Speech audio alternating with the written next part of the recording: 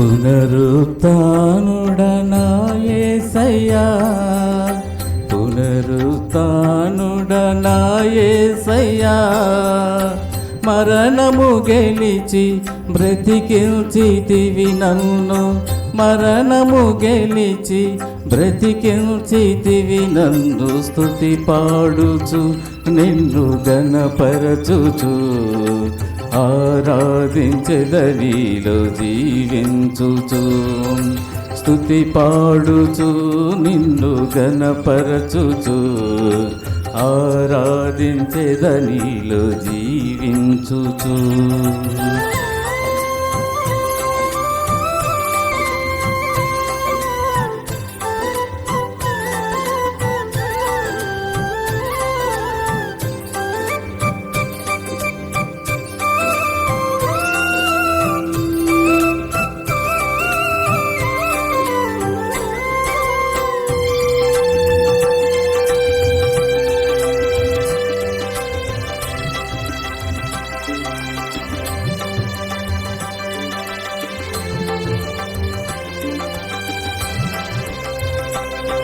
నీ కృపచేతనే నాకు నీ రక్షణ భాగ్యము కలిగిందని,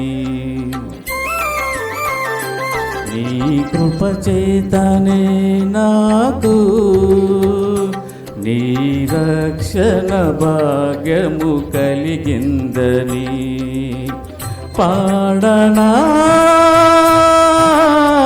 ఊపిరి నాలో ఉన్నంత వరకు, పాడనా ఊపిరి నాలో ఉన్నంత వరకు, నా విమోచకుడవు నీవేనని రక్షణానందం నీ ద్వారా కలిగిందని, నా విమోచకుడవు నీవేనని రక్షణానందం నీ ద్వారా కలిగిందని, స్తుతి పాడుచు నిన్ను ఘనపరచుచు ఆరాధించెదనిలో జీవించుచు, స్తుతి పాడుచు నిన్ను ఘనపరచుచు ఆరాధించెదనిలో జీవించుచు. పునరుత్థానుడనా యేసయ్యా, మరణము గెలిచి బ్రతికించితివి నన్ను, స్తుతి పాడుచు నిన్ను ఘనపరచుచు ఆరాధించెదనిలో జీవించుచు.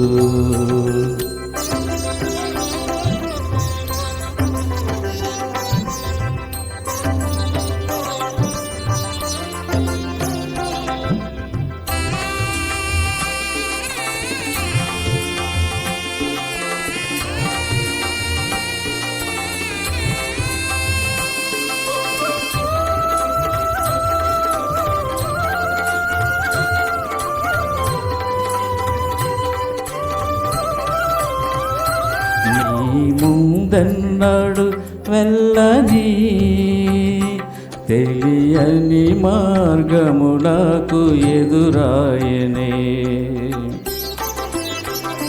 నీ ముందన్నాడు వెళ్ళని తెలియని మార్గము నాకు ఎదురాయనే, సాగిపో నా సన్నిధి తోడుగా వచ్చెనని, నా సాగిపో నా సన్నిధి తోడుగా వచ్చెనని, నా నీ వాగ్దానమే నన్ను బలపరచెనే, పరిశుద్ధాత్మ నీ ద్వారా నడిపించెనే, నీ వాగ్దానమే నన్ను బలపరచెనే, పరిశుద్ధాత్మ నీ ద్వారా నడిపించెనే, స్తుతి పాడుచు నిన్ను ఘనపరచుచు ఆరాధించెదనిలో జీవించుచు, స్తుతి పాడుచు నిన్ను గణపరచుచు ఆరాధించెదనీలో జీవించుచు పునరుత్థానుడనా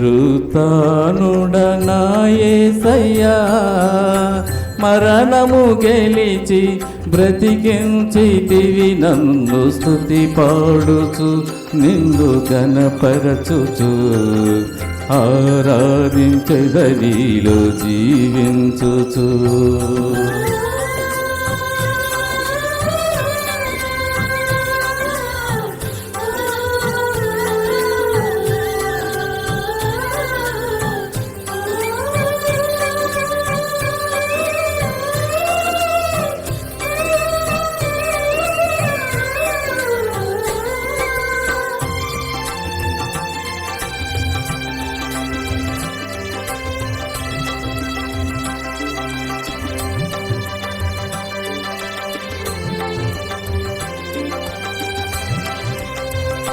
చెరలోనైన స్తుతి పాడుచు మరణము వరకు నిన్ను ప్రకటించేదా చెరలోనైన స్తుతి పాడుచు మరణము వరకు నిన్ను ప్రకటించేదా ప్రాణమా కృంగిపోకే ఇంకొంతకాలం ప్రాణమా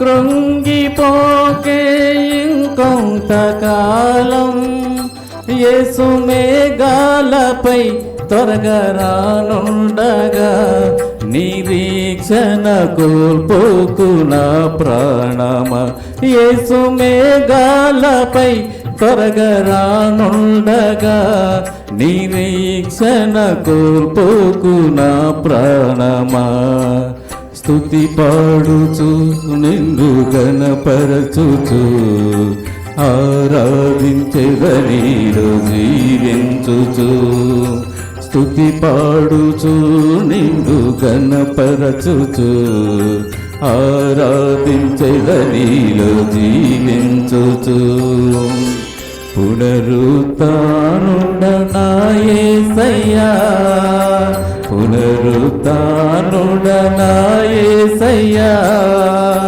మరణము గెలిచి బ్రతికించితివి నన్ను మరణము గెలిచి బ్రతికించితివి నన్ను స్తుతి పాడుచు నిన్ను గణపరచుచు ఆరాధించెదనీలో జీవించుచు స్తుతి పాడుచు నిన్ను గణపరచుచు ఆరాధించెదనీలో జీవించుచు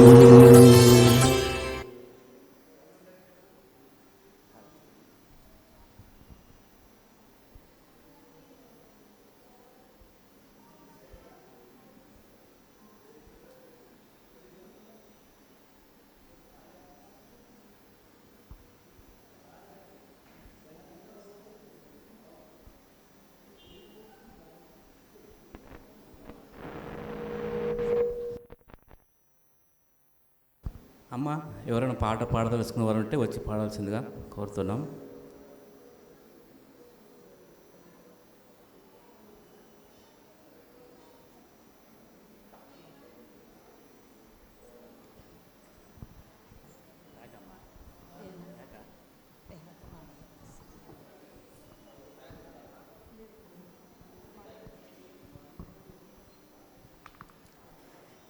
అర్హత లేకున్నా ప్రేమించావు, ఇది కేవలం నీ కృపయే. యోగ్యత లేకున్నా హెచ్చించావు, ఇది కేవలం నీ కృపయే. అర్హత లేకున్నా ప్రేమించావు, ఇది కేవలం నీ కృపయే. యోగ్యత లేకున్నా హెచ్చించావు, ఇది ఇది కేవలం నీ కృపయే కృపయే కృపయే నేనేమై ఉన్నానో నీ కృపయే కృపయే కృపయే నే బ్రతికి ఉన్నానంటే కృపయే కృపయే కృపయే మేమేమై ఉన్నామో నీ కృపయే కృపయే కృపయే మేం బ్రతికి ఉన్నామంటే కృపయే అర్హత లేకున్నా ప్రేమించావు ఇది కేవలం నీ కృపయే యోగ్యత లేకున్నా హెచ్చించావు ఇది కేవలం నీ కృపయే లోకము నన్ను ఆకర్షింపగా అల్లరితనము నా చుట్టూ చేరగా ఓటమి నా బ్రతుకును హేళన చేయగా నీ కృపతో నన్ను బలపరచితివే లోకము నన్ను ఆకర్షింపగా అల్లరితనము నా చుట్టూ చేరగా ఓటమి నా బ్రతుకును హేళన చేయగా నీ కృపతో నన్ను బలపరచితివే ఇంతగా నన్ను హెచ్చించుటకు ఏ పాటి వారము యేసయ్యా ఇంతగా నన్ను హెచ్చించుటకు ఏ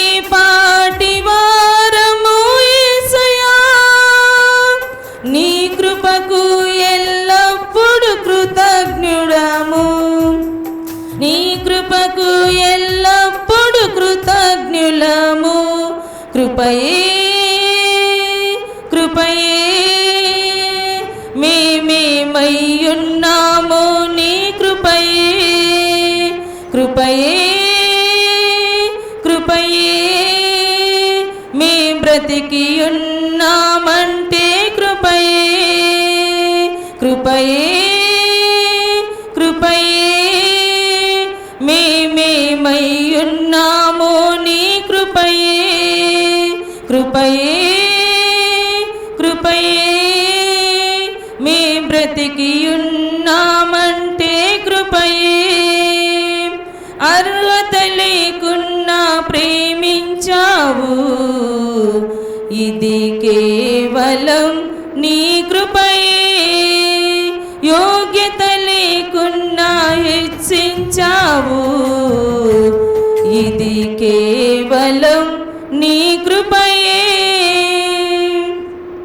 శ్రమలు శోధనలు నన్నావరించగా అజ్ఞానము చేనే హీనమవ్వగా మరణపు కోరలు నా చుట్టూ చేరగా నీ కృపతో నన్ను బ్రతికించితివే శ్రమలు శోధనలు నన్నావరింపగా అజ్ఞానము చేనే హీనమవ్వగా మరణపు కూరలు నా చుట్టూ చేరగా నీ కృపతో నన్ను బ్రతికించితివే ఇంతగా నన్ను హెచ్చించుటకు ఏ పాటి వారము యేసయ్యా ఇంతగా మమ్ము హెచ్చించుటకు ఏ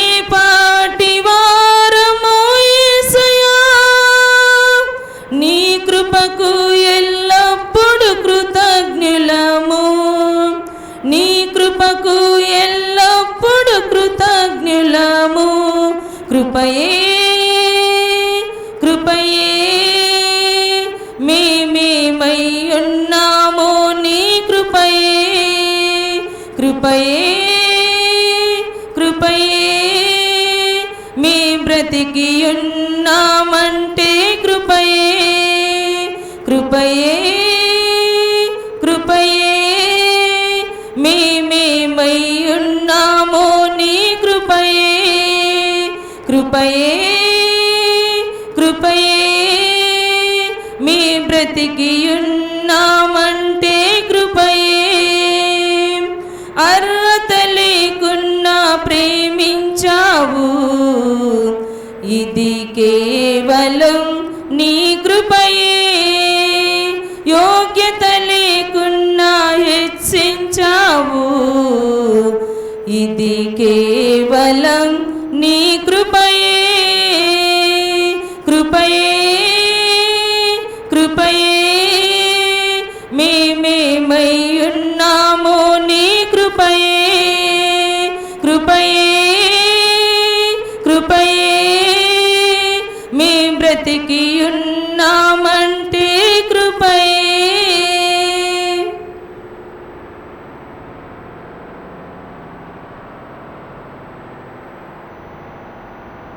మంచిది. చక్కటి పాటలు పాడి వినిపించిన శాంతరాజు గారికి, సుగుణమ్మ గారికి ప్రత్యేకమైన వందనాలు. ఈ సమయంలో మన మధ్యలో దైవజనులు సురేష్ బాబు గారు ఉన్నారు. వారిని వేదికపైకి ఆహ్వానిస్తుంటున్నాను. వారి వేదికపైకి రావాల్సిందిగా మనం మరి ఈ సమయంలో వారిని పరిచయం చేయడానికి మన మధ్యలో సెక్రటరీ అనిల్ కుమార్ గారు ముందుకొచ్చి వారిని గురించి పరిచయం చేసి వారికి అవకాశాన్ని ఇవ్వాల్సిందిగా మనం.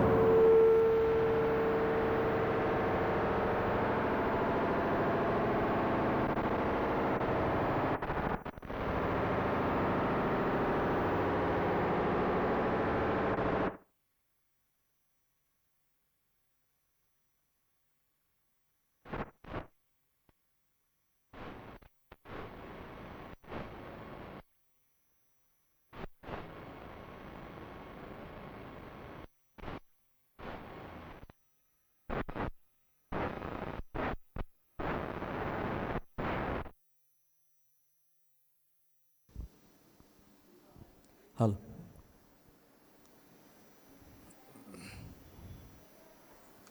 దేవుని కృపను బట్టి ఈరోజు ఈ విధంగా ఓరియంటేషన్ క్లాస్లో మీరందరూ కూర్చుని మరి దేవుని గురించిన సంగతులను వినడానికి దేవుడిచ్చిన ఈ అవకాశాన్ని బట్టి దేవాది దేవునికి మొదటగా వందనాల కృతజ్ఞత స్తుతులు చెల్లిస్తున్నాను.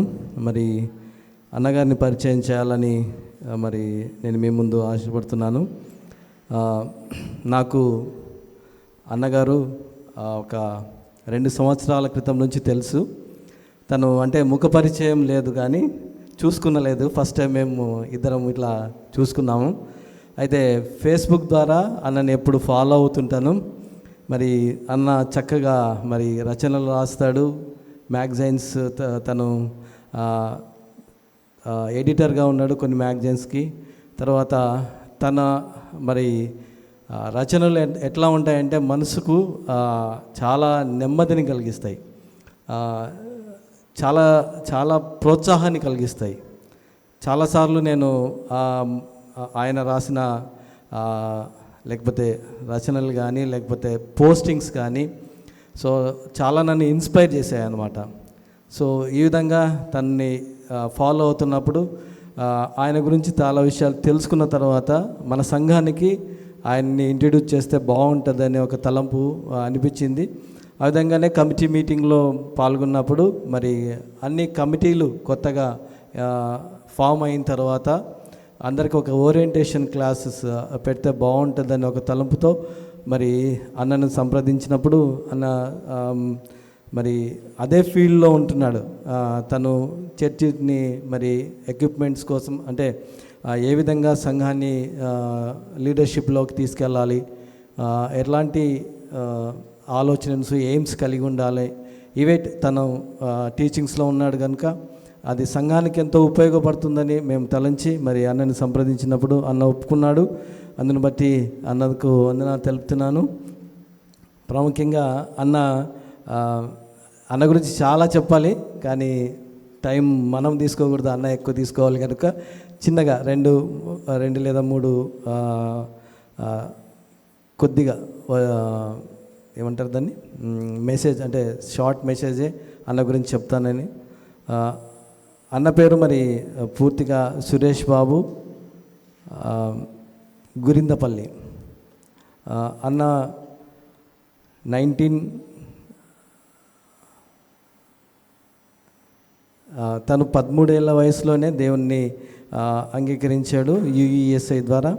తర్వాత 18 ఇయర్స్ నుంచి సంఘ సహవాసంలో అంటే స్టూడెంట్స్ అంటే సండే స్కూల్లో పరిచర్యని స్టార్ట్ చేశాడు. అదేవిధంగా 1983లో దేవుని పరిచర్యలో భాగంగా టీంని స్థాపించి ఫౌండర్గా ఉంటూ అనేక మందికి మరి ఇన్స్పైర్ అవుతూ అనేక విధాలుగా సంఘాన్ని నడిపిస్తూ వస్తున్నాడు. అదేవిధంగా మరి అన్నకు ఒక బాబు ఒక పాప ఉన్నారు. తన మిసెస్ పేరు భాను సురేష్ గారు. తను హగ్గై ఇంటర్నేషనల్ టీచింగ్స్లో వాడబడుతుంది. మరి పాప యుఎస్లో ఉంటున్నారు, బాబు విజయవాడలో ఉంటున్నారు. ఇది అన్న యొక్క ఫ్యామిలీ గురించి. మరి రేపు సంఘంలో ఇంకా అన్న గురించి ఎక్కువగా నేను ఆ సంఘానికి తెలియపరచాలని ఇష్టపడుతున్నాను కనుక ఇచ్చిన అవకాశాన్ని బట్టి పాస్టర్ గారికి వందనాలు తెలుపుతూ అన్నకు అవకాశం ఇస్తున్నాను.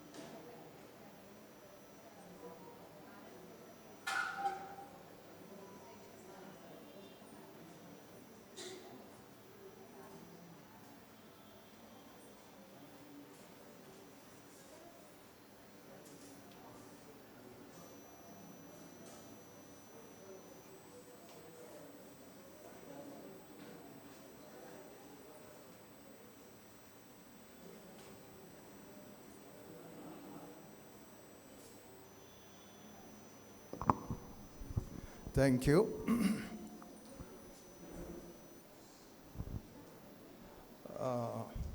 మనకి బ్యానరు అవసరం అంటారా? అది లేకపోయినా పర్లేదు మనకి.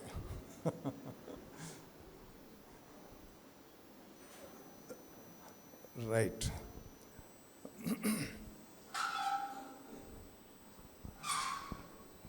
ఎంబి యెరూషలేం చర్చ్ ఎమ్మిగనూరు నాయకత్వం సభ్యులందరికీ ప్రత్యేకమైన శుభాభివందనాలు. అదే సమయంలో సంఘ కాపరి జయరాజు గారికి, జయరాజు బందెల అని చూశాను నేను నాకు పంపించిన దానిలో. బందెల యేసుపాదం గారు తెలుసు కదా మీకు. ఆ సంఘంలో పుట్టి పెరిగాను నేను విజయవాడలో. సో బందెల జయరాజు అనే పేరు చూడంగానే మా కుటుంబ సభ్యులేమో అనుకున్నాను నేను. ఈ 2 రోజులు ఆయనతో కలిసి నేను బ్రతుకుతాను. Fine, thank you. ఒక చిన్న మనవి, మీ ముందు ఖాళీ చైర్లు కనపడితే అది మీదే బాధ్యత. ఖాళీ చైర్ మీ ముందు కనపడకూడదు. ఖాళీ చైర్ మీ ముందు కనపడకూడదు అంటే అర్థం ఏంటి? ముందు చైర్లు నింపేసేయండి అని అర్థం.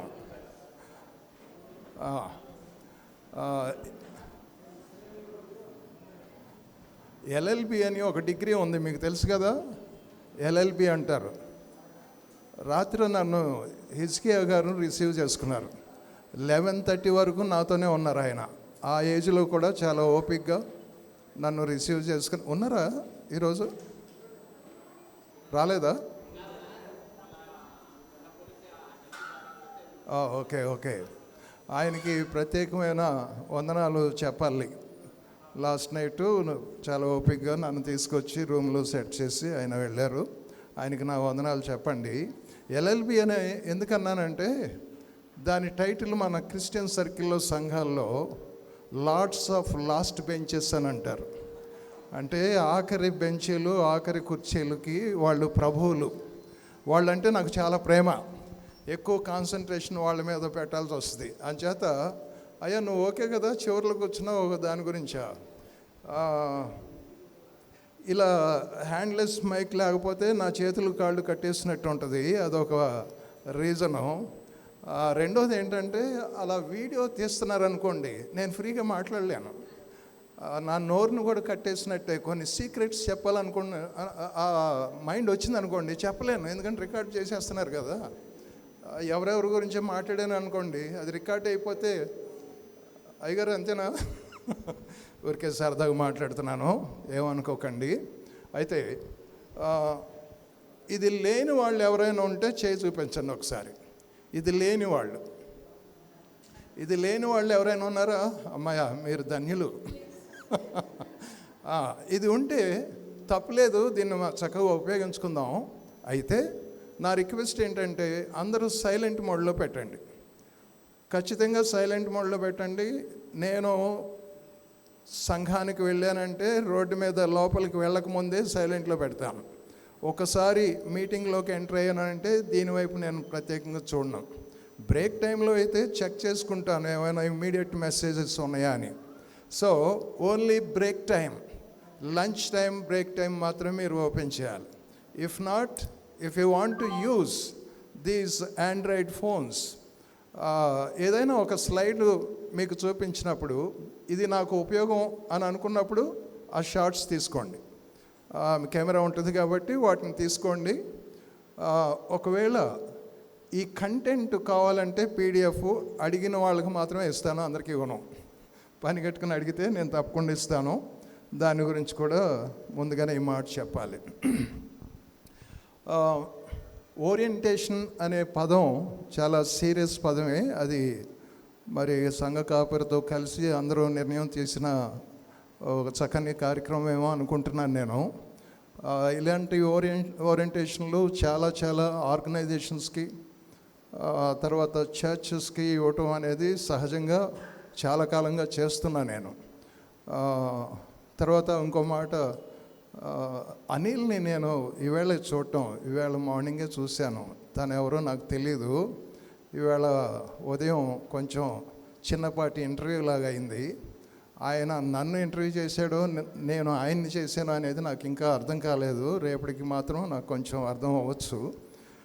కాకపోతే ఏంటంటే సంఘంలో నేను స్థానికంగా ఎలా ఎదిగానో అలాగే స్టూడెంట్ మినిస్ట్రీలో కూడా ఎదిగాను నేను. స్టూడెంట్ మినిస్ట్రీలో ప్రత్యేకమైన తర్బీదు కార్యక్రమాల్లో నేను ఇన్వాల్వ్ అయ్యాను. దాన్ని బట్టి నిజానికి దేవుణ్ణి స్తుతిస్తున్నాను. అలాంటి పారా చర్చ్ మినిస్ట్రీస్ సంఘాలకి దీవెనకరంగా ఉండటాన్ని బట్టి నాకు చాలా సంతోషం. సంఘం సండే స్కూల్లో నన్ను పెంచింది. సండే స్కూల్ టీచర్సే నన్ను ప్రభు దగ్గరికి నడిపించారు. When I was in 8th class, 8వ తరగతి చదువుతున్నప్పుడు 13 ఇయర్స్ ఏజ్. అప్పుడు నన్ను ప్రభు దగ్గరికి నడిపించారు నా సండే స్కూల్ టీచర్స్. అయితే వాళ్ళ పేర్లు గుర్తులేవు, వాళ్ళ మొహాలు కొంచెం అక్కడక్కడ ఆలాపంలాగా అదేదో అలా జ్ఞాపకం వస్తుంది, కానీ వాళ్ళ పేర్లు నాకు అసలు గుర్తులేదు. ఆ తర్వాత స్టూడెంట్ మినిస్ట్రీలో బాగా ఎదిగాను నేను. ఉస్మానియా యూనివర్సిటీలో ఎంకామ్ చేశాను నేను. ఆ తర్వాత నా జీవిత ధ్యేయం MBA చేయాలని ఆశ చిన్నప్పటి నుంచి. అయితే I got admission in Bengaluru ఆ టైంలో. బట్ అప్పటికే నేను ఈ పరిచర్య, బోధన పరిచర్య విజయవాడలో ఒక మూమెంట్ లాగా జట్టుగా మేము మొదలుపెట్టాము అన్ని సంఘాల కోసం. ఆ తర్వాత ఒక 3 ఏళ్ళకి 14 జిల్లాల్లో, అప్పుడు కంబైన్డ్ స్టేట్ కదా, తెలంగాణ ఆంధ్ర అనేది ఏం డివిజన్ లేదు. ఆ టైంలో ఒక 14 జిల్లాలకి స్ప్రెడ్ అయింది. వితిన్ 3 years 87కి స్టేట్ వైడ్ మినిస్ట్రీ అయింది. ఆ తర్వాత 90కి అదర్ స్టేట్స్ కూడా మేము రీచ్ అవ్వటం మొదలుపెట్టాము. ప్రాథమికంగా ఒక మాట చెప్పాలంటే బోధనా పరిచర్య మాది. బోధించటం, తరబేది ఇవ్వటం, సంఘాన్ని ఎక్విప్ చేసే పరిచర్య మాది. Irrespective of denominations or groups, అన్ని డినామినేషనల్ చర్చెస్కి, తర్వాత ఇండిపెండెంట్ గ్రూప్స్కి, ఇండిపెండెంట్ చర్చెస్కి కరికులంని డెవలప్ చేసి ఇవ్వటం, సంఘానికి ఏవేవి అవసరమో అవన్నీ డిజైన్ చేసి, అవసరమైతే మేము రిసోర్స్ పర్సన్స్కి వెళ్ళి వాళ్ళని ఎక్విప్ చేసి రావటం. సంఘం ఎక్విప్ చేయటమే ప్రధాన లక్ష్యం. మా పరిచర్య నాయకులు అందరూ కూడా స్థానిక సంఘాన్ని ప్రేమించేవాళ్ళు. ఈ మాట చెప్పకుండా నేను ఎక్కడికి వెళ్ళలేను. నేను స్థానిక సంఘం అనేది ఈ భూమి మీద మొదటి వ్యవస్థ కుటుంబ వ్యవస్థ అయితే, ప్రభువు తన ప్రాణం పెట్టిన తర్వాత సంఘాన్ని కట్టాడు. అది అత్యున్నతమైన వ్యవస్థ, సంఘ వ్యవస్థ, క్రీస్తు శరీరం. మనమందరం క్రీస్తు శరీరంలో భాగస్థలం, అవయవాలం. అంచేత అత్యున్నతమైన వ్యవస్థ సంఘం క్రైస్తవునికి. స్థానిక సంఘాన్ని మర్చిపోవద్దు. మీరు ఎక్కడున్నా సరే స్థానిక సంఘాన్ని ప్రేమించండి. సంఘంలో పరిచర్య చేయకుండా ఓవర్ నైట్ ఆర్గనైజేషన్లు పెట్టేసి బయట చేయటం అనేది ఈ రోజుల్లో ట్రెండ్. అది యవనస్తులు చాలామంది కాస్త 4 మాటలు ఇంగ్లీష్ మాట్లాడగలిగి ఈ థియాలజీ కొంచెం పరిచయం అయితే తెల్లారిపాటికి అన్నీ మొదలెట్టేస్తున్నారు. కానీ సంఘంలో పరిచర్య చేయటం అనేది ప్రతి వ్యక్తికి అవసరం. ఆ పరిచర్య చేస్తూ ఉండగా, ఎదుగుతూ ఉండగా, ఈ వ్యక్తి దీనికి ఉపయోగపడతాడు అంటే సంఘం చేత బయటికి పంపించబడాలి. ఏదన్నా ప్రత్యేకమైన పరిచర్య ఉంటే ఆన్ బిహాఫ్ ఆఫ్ చర్చ్, సంఘం అతన్ని ప్రోత్సహించి నువ్వు ఇలా విస్తృతమైన సంఘానికి, సార్వత్రిక సంఘానికి నువ్వు ఉపయోగపడితే మంచిది, లేదా మిషన్స్కి నువ్వు ఉపయోగపడితే మంచిది అని చెప్పి సంఘం చేత పంపించబడితే దెర్ విల్ బి అకౌంటబిలిటీ. ఆ జవాబుదారీతనం అనేది లేకుండా బయట this is my ministry, my church అని అనటం కరెక్ట్ కాదు. స్థానిక సంఘాన్ని ప్రేమించండి. ఈ మాటలు ఎవరికి చెప్తున్నానో అర్థమైపోతుంది అనుకుంటున్నాను. యంగ్స్టర్స్కి పొరపాటున కరోనా వచ్చి ఈ ఆన్లైన్ వ్యవహారాలు మొదలైపోయినాయి. సంఘంతో సంబంధం లేకుండా ఆన్లైన్ గ్రూప్స్ యవనస్తులకి చాలామంది మొదలెట్టేశారు. కాసేపటికే 2 ఏళ్ళకే 3 ఏళ్ళకే కొట్లాట్లు మొదలైనవి. నానా బీభత్సం జరుగుతూ ఉంది. ముందుగానే కొంచెం ఈ మాటలు మాట్లాడుతున్నాను. నా ఉద్దేశం ఏంటంటే, మీరు ఇలా ప్రత్యేకంగా వచ్చి గ్యాదర్ అవ్వటం అనేది సంఘం పట్ల మీకున్న నిబద్ధతని తెలియజేస్తుంది. కాబట్టి దాన్ని బట్టి నేను దేవుణ్ణి స్తుతిస్తూ ఉన్నాను. నన్ను బాగా ఆకట్టుకున్న విషయం ఏంటంటే, అనిల్ గారు నాతో మాట్లాడుతున్నప్పుడు ప్రజెంట్ కమిటీలో మాత్రమే కాకుండా ప్రీవియస్ కమిటీలను కూడా మేము ఇన్వైట్ చేసాం. That's a wonderful concept. ఎందుకంటే మీ పని అయిపోయింది, మీకు మాకు సంబంధం లేదు, మీ హయాంలో అలా చేశారు, మా హయాంలో ఎలా చేస్తాం, ఇది సరైంది కాదు. కలిసే పని చేయాలి. బాధ్యతలు పంచుకుంటున్నాం అంతే. 2 ఏళ్ళకో 3 ఏళ్ళకో కమిటీలు మారుతాయేమో. మీ టర్మ్ ఎంత సార్? 3 years. 3 years అనేది కూడా మంచి టర్మ్. అది ఆ డ్యూరేషన్. ఎందుకంటే 1 సంవత్సరం పట్టుద్ది కుదురుకోవటానికి, మైండ్ ట్యూన్ అవ్వటానికి. ఇంకో 2 ఏళ్ళైనా పని చేయాలి కదా. మంచి డ్యూరేషన్ మీరు పెట్టుకున్నారు. ఆ పాత వాళ్ళతో కలిసి 3 ఏళ్ళు ఇంకెక్కువగా అదనమైన పరిచర్య చేయగలగటానికి మంచిది. ఇంకో మాట కూడా విన్నాను, వుడ్ బి లీడర్స్ అనే మాట వాడాడు. అంటే భవిష్యత్తులో వీళ్ళు నాయకత్వంలోకి వచ్చే అవకాశం ఉంది, వాళ్ళని కూడా ప్రోత్సహించాలనుకుంటున్నాం, వాళ్ళని కూడా మేము పిలుస్తున్నాం అని అంటే కొంచెం పండగలాగా అనిపించింది నాకు. నాకు చాలా బాగుంది అది. I just want to know who are the present leaders. ప్రస్తుతం ఉన్న కమిటీలు వాళ్ళు ఒకసారి చేసి చూపిస్తారా? ప్రస్తుతం ఉన్న కమిటీ వాళ్ళు, ప్రస్తుతం బహుశా వీళ్ళలో మెయిన్ కమిటీ ఉండొచ్చు, ఉమెన్, యూత్, సండే స్కూల్ ఇవన్నీ ఉన్నాయి అనుకుంటున్నాను. ప్రీవియస్ కమిటీ వాళ్ళు ఎవరైనా వచ్చారా? గత కాలపు కమిటీ వాళ్ళు దాదాపు ఈక్వల్గానే చేతులు కనబడుతూ ఉన్నాయి. సరే ఒక చిన్న మాట అడగనండి. సండే స్కూల్ కమిటీ ఎవరు? సండే స్కూల్ కమిటీ ఇద్దరేనా? ఏంటి సార్ మీరు సండే స్కూల్ కమిటీ ఎంతమంది? 16 members, 16. మరి ఇద్దరే వచ్చారు, అందరిని పంపించేశారా ఏంటి?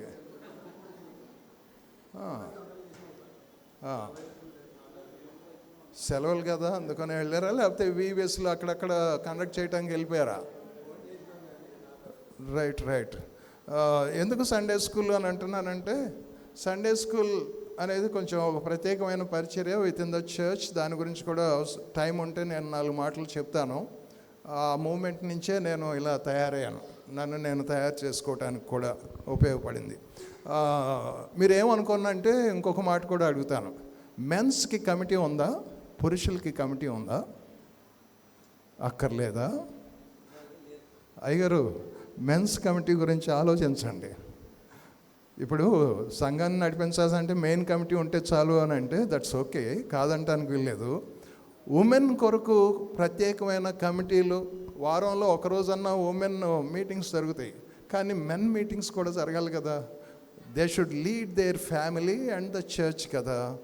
మెన్ మీటింగ్ అనేది వారానికి 1 గంట గ్యాదర్ అయ్యే అట్మాస్ఫియర్ కనుక మీరు క్రియేట్ చేసుకోగలిగితే, ఇప్పుడు ఇంట్లో కుటుంబ ప్రార్థన అంటే స్త్రీలే, కానీ పురుషులు కదా నడిపించాల్సింది.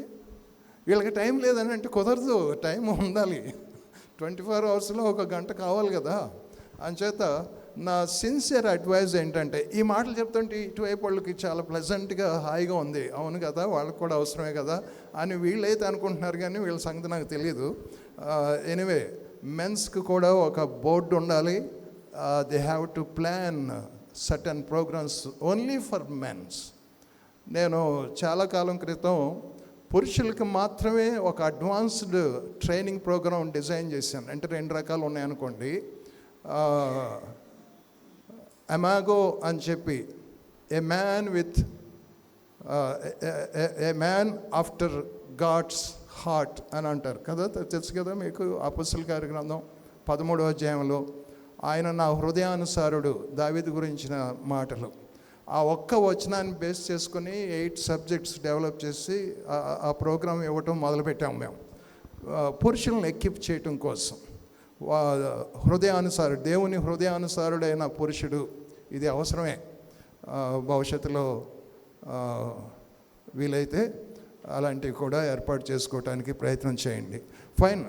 It's almost 11:10. లంచ్ టైం ఒకసారి చెప్పండి. 1 or 1:30? 1 కానీ 1:30 కానీ, లేదా ఎనీవే మధ్యలో వేడినీళ్ళ కార్యక్రమం ఏమైనా ఉందా? టీ అండి, టీ వద్దా? సరేలేండి, మధ్యలో ఒక 10 నిమిషాలు లేదా పావు గంట బ్రేక్ తీసుకుందాం. అట్ ఎ స్ట్రెచ్ 2 hours కాకుండా మధ్యలో బ్రేక్ తీసుకుందాం.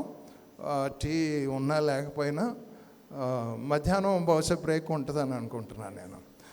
Fine, thank you.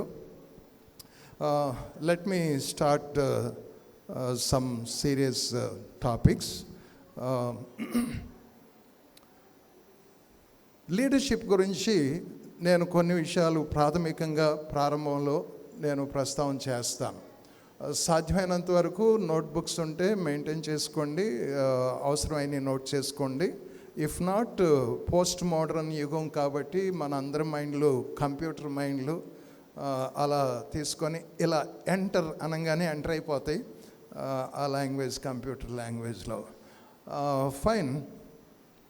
Church and it's leadership. Church and it's leadership. Before that నేను ఒక మాట చెప్తాను. మెననైట్ మిషన్ తోటి నాకు 86 నుంచి అనుబంధం ఉంది. 86 అని అంటే నేను చాలా చిన్నవాడిని ఆ టైంలో. అయితే జడ్చర్ల అప్పట్లో మెననైట్ మిషన్ ప్రెసిడెంట్ హోమ్ జడ్చర్లో ఉంది, మీకు తెలుసు కదా, ఆ మిషనే కదా. ఆయన గెస్ట్ హౌస్లో ఒక 3 days నేను టైం స్పెండ్ చేశాను. నాతో పాటు అంటే నన్ను తీసుకెళ్ళింది VBS ministries Bengaluru main VBS ministries associate director, national associate director reverend Arthur Raj. ఆయన వీబెస్ మినిస్ట్రీస్కి మొదటి వ్యక్తి doctor Arul Mani. He is the executive director. Arthur Raju గారు ఆయన తెలుగు, ఆయన అసోసియేట్ డైరెక్టర్. ఆర్థర్ రాజు గారు నన్ను జడ్చర్లో తీసుకెళ్లారు. మెననైట్ క్యాంపస్లో నేను స్టే చేశాను. అంటే ఇది మెననైట్ చర్చ్ కాబట్టి నాకు సడన్గా జ్ఞాపకం వచ్చింది. That was in 86. చాలా చిన్నవాడిని. ఆయనతో పాటు నేను వెళ్ళాను ప్రెసిడెంట్ తోటి. ఇప్పుడు ప్రెసిడెంట్ అంటున్నారా బిషప్స్ అంటున్నారా నాకు తెలియదు. బిషప్స్ అనుకుంటా, మరి ప్రెసిడెంటే. ఓకే. ఆ 80sలో ప్రెసిడెంట్, మరి ఆయన పేరు కూడా నాకు జ్ఞాపకం లేదు, చాలా కాలం అయింది కాబట్టి. అక్కడ ఓకే, ఆయనతో టైం స్పెండ్ చేయటం.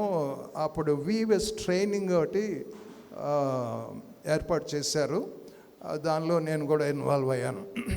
అలాంటి అనుబంధం తర్వాత ఒక రకంగా ఎమ్మిగనూరు నేను వచ్చింది 90లోనో 91లోనో, ఐఎమ్ నాట్ షూర్. ఇన్ని సంవత్సరాల తర్వాత మళ్ళీ ఇదే రావటం. ఎప్పుడో వచ్చాను, చాలా కాలం క్రితం వచ్చాను. రీజన్ ఏంటంటే నాకును బెంగళూరు వీబెస్ మినిస్ట్రీస్తో ఉన్న అనుబంధాన్ని బట్టి మన రాష్ట్రం మొత్తం మీద వీబెస్ ట్రైనింగ్లు మేమే ఇచ్చాము ఆ రోజుల్లో. అలాంటి అటాచ్మెంట్ తోటే నేను ఇక్కడికి వచ్చాను. బట్ ఈ సంఘాలు నాకు తెలియదు, ప్రస్తుత సంఘాలు నాకు తెలియదు, పరిచయాలు కూడా లేవు, అన్నీ మర్చిపోయాను నేను. ఎనీవే, చర్చ్ లీడర్షిప్ గురించి 4 మాటలు సీరియస్గా నేను మీ దృష్టికి నేను తీసుకొస్తాను. Around 45 minutes or 1 hour. దీని క్లారిటీ ఏంటో మీరు చూడగలిగితే బాగుంటుందేమో. అంటే బాక్స్ ప్రాబ్లమా, లేకపోతే కొంచెం బేస్ కూడా వస్తుంది కదా.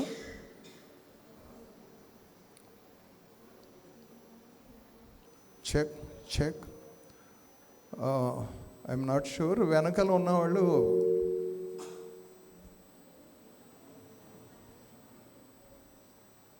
Hello, is it okay?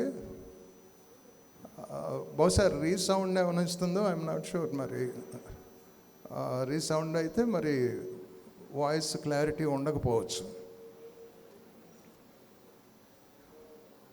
Yes,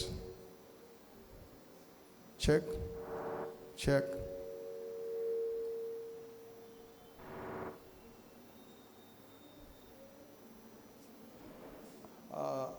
అది కూడా పనిచేస్తుందా? బహుశా ఇది డైరెక్షన్ మార్చలేమో, ఐఎమ్ నాట్ షూర్. చెక్. ఓకేనా? అది సంగతి. ఫైన్ తమ్ముడు, థ్యాంక్ యూ. లీడర్షిప్ గురించి 4 మాటలు ప్రస్తావన చేస్తాను. I just want to ask few questions. ఒకటి, నాయకత్వం అనేది అవసరమా? సంఘానికి నాయకత్వం అవసరమా? ఒకవేళ అవసరం అయితే అది ఎందుకు? సంఘానికి నాయకత్వం ఎందుకు? మూడవ ప్రశ్న ఏంటంటే, ఎలాంటి నాయకత్వం కావాలి సంఘానికి? ఈ 3 ప్రశ్నలు మనం ఆలోచించాల్సిందే. ఒక చిన్న మాట చెప్పండి, చర్చ్కి లీడర్షిప్ అవసరమా? ఎస్ ఆర్ నో చెప్పేయండి. ఎందుకంటే మీటింగ్ మీదే కదా, మీరు ఎస్ అని చెప్పబోతే ఎవరు చెప్తారు? చాలా సంఘాలకి కమిటీలు ఉండవు. వన్ మ్యాన్ షో లాగా నడుస్తూ ఉంటాయి. బట్ నాయకత్వం అనేది అవసరమే, కానీ సింగిల్ లీడర్షిప్ కాదు, ప్లూరాలిటీ. ఇది వాక్యానుసారమైన విషయం. మళ్ళీ నేను ఒక మాట చెప్తాను, ఇవన్నీ మీకు తెలిసిన విషయాలే, జీరో అని భావించి నేను మాట్లాడట్లేదు. కాకపోతే ఈ సందర్భాల్లో ఎందుకు రైజ్ చేస్తామనంటే కొంచెం మైండ్ దాని మీద పెట్టడం కోసం, దానిలో నుంచి ఇంకొంచెం లోతుగా ఆలోచించడం కోసమే ఇలాంటి ప్రశ్నలు సహజంగా వేయటం. ఈ ప్రశ్నలకి జవాబు మీకు తెలియదని కానీ మీకు అవేర్నెస్ లేదని కానీ నా ఉద్దేశం కాదు. ఆల్మోస్ట్ ఆల్ ఎవ్రీథింగ్ తెలిసిన దాంట్లో నుంచి కొన్ని క్రొత్త విషయాలు నేర్చుకోవడానికి, రివ్యూ చేసుకోవడానికి ఈ సమయం మనం ఉపయోగించుకుంటే బాగుంటుందని అనుకుంటున్నాను. సో నాయకత్వం అనేది, ప్లూరాలిటీ అనేది మనందరికీ తెలుసు. కలిసి, ప్లూరాలిటీ అంటే తెలుసు కదా, ఎక్కువ మంది కలిసి సంఘాన్ని నడిపించడం అనేది, ఈవెన్ ఫ్యామిలీ లీడర్షిప్ కానీ చర్చ్ లీడర్షిప్ కానీ బిబ్లికల్గా మనం ఆలోచిస్తే చాలా విషయాలు అర్థమవుతూనే ఉంటాయి. ఈవెన్ ప్రభు పరిచర్య కంటిన్యూ చేయడానికి కూడా నెక్స్ట్ పర్సన్ ఇతను అని అలాంటి అనౌన్స్మెంట్లు ఎప్పుడు చేయలేదు. ఆయన ఒక 12 మందిని ఏర్పాటు చేసుకున్నాడు. అదే సంఘం మొదలైన తర్వాత అది కంటిన్యూ అయింది. ఎవరినైతే ఆయన శిష్యులుగా చేశాడో వాళ్ళు ఇంకొకరిని చేస్తే అలా తరం తర్వాత తరం మన దాకా వచ్చింది. మన తరం తర్వాత కూడా వేరే తరానికి మన ద్వారా వెళ్ళాల్సిందే. మన దాకా వచ్చిన ఈ పరిచర్య తర్వాత వాళ్ళని కూడా ఎక్విప్ చేయాలి. ప్లూరాలిటీ అనేది అవసరం. అయితే వై లీడర్షిప్ 4 మాటలు జ్ఞాపకం చేస్తాను, రివ్యూ చేసి నేను తర్వాత కొంచెం లోపలికి వెళ్ళడానికి నేను ప్రయత్నం చేస్తాను. Why leadership? సంఘానికి నాయకత్వం అనేది ఎందుకు అవసరం అని అంటే దెర్ ఆర్ 4-5 ఇంపార్టెంట్ రీజన్స్. ఆ రీజన్స్ నేను హైలైట్ చేస్తాను. కొన్ని అంశాలు కొంచెం రోల్ చేసుకుంటూ వెళ్తాను, అవసరమైన విషయాలు మాత్రం కొంచెం విడమర్చి మాట్లాడటానికి నేను ట్రై చేస్తాను. ఫైన్. ఒకటి, ఎందుకు అని అంటే టు మెయింటైన్ సర్టన్ ఆర్డర్, అంటే ఒక క్రమాన్ని మెయింటైన్ చేయాలి కాబట్టి ఒక నాయకత్వం అనేది కావాలి. సంఘానికి నాయకత్వం ఎందుకు కావాలి? సంఘం యొక్క విధి విధానాలు బైబిల్లో కనపడుతూ ఉన్నాయి. మనంతా లేఖనాధారమే కదా, లేఖనాలను అనుసరించి మనం ఇవన్నీ ఫాలో అవుతున్నాం. సో సంఘం ఏంటి అనేది న్యూ టెస్ట్మెంట్లో మనకి చాలా స్పష్టంగా కనపడుతుంది. What is church? What is Christ body? క్రీస్తు శరీరం అంటే ఏంటి అని అంటే ఒక అవగాహన లేకపోతే మనం ముందుకు వెళ్ళలేం. సో ఈ బాడీ, పౌలు చాలా సందర్భాల్లో క్రీస్తు శరీరాన్ని, ఈ మానవ శరీరాన్ని ఒక ఎగ్జాంపుల్గా కోట్ చేసి ఎక్స్ప్లెయిన్ చేయడం అనేది కనపడుతుంది. అంటే బాడీ ఆఫ్ క్రైస్ట్, దాని గురించి వివరణ 3 ప్రధానమైన ఉత్తరాల్లో కనపడుతుంది. రోమన్స్లో 12th చాప్టర్ ఈ మానవ శరీరాన్ని ఎక్స్పోజ్ చేస్తూ సంఘం అంటే ఇలా ఉంటుంది, శరీరం ఒకటే, అవయవాలు అనేకం, ప్రతి అవయవానికి ఒక పని ఇవ్వబడింది. ఈ విషయాలన్నీ రోమన్స్లో కనపడుతుంది. At the same time 1 Corinthians 12th చాప్టర్లో మళ్ళీ అగైన్ చర్చ్ గురించి, క్రీస్తు శరీరం గురించి ప్రస్తావన ఉంది. ఆ తర్వాత ఎఫిషియన్స్ 4th చాప్టర్లో క్రీస్తు శరీరం గురించి వివరణ ఉంది. ఈ 3 ఉత్తరాల్లో కూడా పౌలు ప్రధానంగా ప్రస్తావన చేస్తాడు. సో ఒక క్రమం, అనాలజీ అని అంటారు, ఈ నిర్మాణ క్రమం అనేది ఒకటి ఉంది కదా. సో ఆ క్రమం ప్రకారం సంఘం నడవటం కోసం to maintain certain order, certain order అనే మాట వాడుతున్నాను, డివైన్ ఆర్డర్ అని అంటే దైవికమైన క్రమాన్ని మెయింటైన్ చేయటం కోసం మనకి నాయకత్వం కావాలి. సో ఇక్కడ కూర్చున్నారంటే not because of your talent or not because of your intellectual knowledge, ఇది కేవలం ప్రభువుని బట్టి ఆయన ఇచ్చిన ఆయన శరీరాన్ని మెయింటైన్ చేయటం కోసమే మనకు నాయకత్వం కావాలి. ఇది మనసులో పెట్టుకోవాల్సిందే ఎవరైనా సరే. రెండవ కారణం, రికగ్నైజ్ గాడ్స్ సావరెనిటీ, దేవుని యొక్క సర్వాధికారాన్ని, సార్వభౌమత్వాన్ని గుర్తించని సంఘ నాయకత్వం అది దైవికమైన నాయకత్వం కానీ కాదు. మనం ఒక లీడర్షిప్ ఫామ్ చేసుకున్నామంటే అది కేవలం ఆయన సర్వాధికారాన్ని బట్టి, ఆయన సార్వభౌమత్వాన్ని గుర్తిస్తూ మన నాయకత్వం అనేది ఆధారపడి ఉంది. Without him we cannot. ఎందుకంటే సంఘం ప్రారంభం చేయకముందు శిష్యులతో ఏం మాట్లాడతాడంటే, ఇదిగో నా మీద నా సంఘాన్ని కడతాను అని అంటాడు. అంటే సంఘం యొక్క పునాదులు ఎవరి మీద కట్టబడింది? సంఘం అంటే క్రీస్తు మీదే కట్టబడింది. సో ఆయన సార్వభౌమత్వాన్ని గుర్తించకుండా సంఘ నాయకత్వం దేవుణ్ణి ఓవర్కమ్ చేయటానికి కానీ, దేవుని మాటల్ని ఓవర్కమ్ చేయటానికి కానీ కుదరదు. ఆయన నాయకత్వంలోనే. సడన్గా ఈ మాట గుర్తొచ్చింది కాబట్టి ఈ మాట ప్రస్తావన చేస్తాను. క్రైస్తవ సంఘాల్లో నిర్ణయాలు తీసుకునేటప్పుడు చాలామంది ఏమంటారంటే మోర్ దెన్ 50% అంటే ఓటేస్తే మెజారిటీ ఓటేస్తే నిర్ణయం జరిగిపోద్ది. దీన్ని ఏమంటాం మనం భారతదేశంలో? ఏమంటాం? అదేలే మెజారిటీ నిర్ణయాలు జరగటం అంటే ఏమంటాం ఉందండి? డెమోక్రసీ అనరా, ప్రజాస్వామ్యం, డెమోక్రసీ. కానీ ఈ రోజుల్లో సంఘం కూడా ఇలా డెమోక్రసీ పాలన అనేది జరుగుతూ ఉంది. మెజారిటీ ఓకే అంటే నేను ఒకటి గుర్తు చేస్తాను, సీరియస్గా ఈ పాయింట్ మైండ్లో పెట్టుకోండి. We shouldn't practice democracy, we should practice theocracy అనే పదం చాలామంది వినకపోవచ్చు. ఎవరైనా విన్నారా థియోక్రసీ అనే పదం? థియోక్రసీ అని అంటే నువ్వు 99 ఎస్ అన్నా కానీ అది వాక్యంలో లేకపోతే కుదరదు. వాక్యమే ప్రధానం. థియోక్రసీ అని అంటే లేఖనాలే ఫైనల్, లేఖనాలకు మించి పక్కకి వెళ్ళటానికి వీల్లేదు. సో రికగ్నైజింగ్ గాడ్స్ సావరెనిటీ అంటే అర్థం ఏంటి అని అంటే దేవుడు రాయించిన లేఖనాలే ఫైనల్ మన సంఘానికి.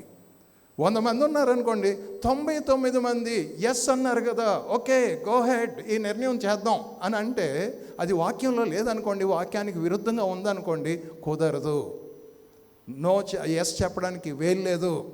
ఆ 100 మందిలో ఒక్క పర్సన్ వాక్యానుసారంగా ప్రస్తావన చేస్తే అది ఎస్ఏ. అంటే డెమోక్రసీ కాదు సంఘం ఫాలో అవ్వాల్సింది, థియోక్రసీ అనేది ఫాలో అవ్వాలి. It's a vast subject, serious concept ఇది థియోక్రసీ. వాక్యమే ఫైనల్, లేఖనాలే ఫైనల్. లేఖనాను ఏదైనా ఒక నిర్ణయం ఉందనుకోండి, ఒక పాలసీ ఉందనుకోండి, లేఖనానుసారంగా కనపట్లేదు అనుకోండి, we shouldn't practice, we shouldn't take a decision. నిర్ణయం తీసుకోవటానికి వెళ్ళలేదు, లేఖనాల్లో ఉంది అని అంటే గో హెడ్, అదే ఫైనల్.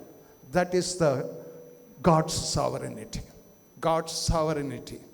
సో ఇకపై ప్రస్తుత నాయకత్వం, భవిష్యత్తులో మీరు ఒక నాయకత్వాన్ని ఎంచుకోవాలి అని అంటే, ఎంపిక చేయాలి అని అంటే, కోఆప్ట్ చేయాలంటే, లేదా ఎలక్ట్ చేయాలి అని అంటే ఎలాంటి వ్యక్తులు సంఘ నాయకత్వానికి సూటబుల్ అని వాక్యంలో చెప్తుంది, అలాంటి వాళ్ళనే ఎన్నుకోవాలి.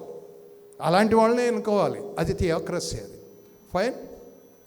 అయ్యగారు ఏదో సీరియస్గా చూస్తున్నారు, పర్లేదా నేను మాట్లాడింది పర్లేదా అంటే కొంతమంది సీరియస్గా చూస్తున్నారు కదా, నా భయం నాకు ఉంటుంది సార్, నేను మధ్యాహ్నం భోజనం పెట్టాలి కదా నాకు కూడా. ఫైన్. మూడో విషయం, అకంప్లిష్ హిస్ పర్పసెస్. ఆయన ఉద్దేశాలు నెరవేర్పు కోసమే సంఘ నాయకత్వం కావాలి, నా సొంత ఉద్దేశాలు కాదు. I may have my own personal agenda. కొంతమంది నాయకత్వంలో ఎందుకు వస్తారో తెలుసా? వాళ్ళకంటూ కొన్ని ఆలోచనలు ఉంటాయి. పర్సనల్ ఎజెండా అనే మాట వాడాను, దీన్ని తెలుగులో అచ్చ తెలుగులో ఏం మాట్లాడుకున్నానంటే వ్యక్తిగత ప్రయోజనాల కోసం కాదు సంఘ నాయకత్వం. It should meet God's plan, ఆయన ఉద్దేశాలు. పర్పస్ అనగానే ఎక్కడికో వెళ్ళొద్ది నా మైండ్. పర్పస్ డ్రివెన్ లైఫ్ పుస్తకం ఎంతమంది చదివారు? Purpose driven life, written by Rick Warren. క్రైస్తవ సాహిత్యంలో ప్రపంచవ్యాప్తంగా అత్యధికంగా అమ్ముడుపోయిన పుస్తకాలు ఏమైనా ఉన్నాయనంటే one of those Rick Warren రాసిన పర్పస్ డ్రివెన్ లైఫ్, సంకల్ప సహిత జీవితం. పర్పస్ డ్రివెన్ లైఫ్ చూడలేదా? చూసే ఉంటావు కదా, చదవలేదు కదా. 40 చాప్టర్స్ ఉంటాయండి. అది చదవండి. తెలుగులో వచ్చిందో లేదో నాకు తెలియదు. అయ్యగారు తెలుగులో వచ్చిందా Rick Warren book purpose driven life? I'm not sure Telugu translation వచ్చిందో లేదో తెలియదు. చాలామంది ఏమంటారో వచ్చింది కదా అంటారు, నేనైతే చూడలేదు. అయితే రిక్ వారెన్ పర్పస్ డ్రివెన్ లైఫ్ పుస్తకం రాయటానికి ముందు పర్పస్ డ్రివెన్ చర్చ్ పుస్తకం రాశాడు. సంఘం మీద రాశాడు. ముందు అది రాశాడు, అది బయటికి వెళ్ళలేదు, అంటే హైలైట్ కాలేదు. కారణం ఏంటంటే సంఘ నాయకత్వం గురించి వివరణ చాలా ఉంటుంది. పర్పస్ డ్రివెన్ చర్చ్ పుస్తకం చదివిన తర్వాత చాలా విషయాలు నేర్చుకున్నాను. అప్పటికే నేను లీడర్షిప్లో ఉన్నాను.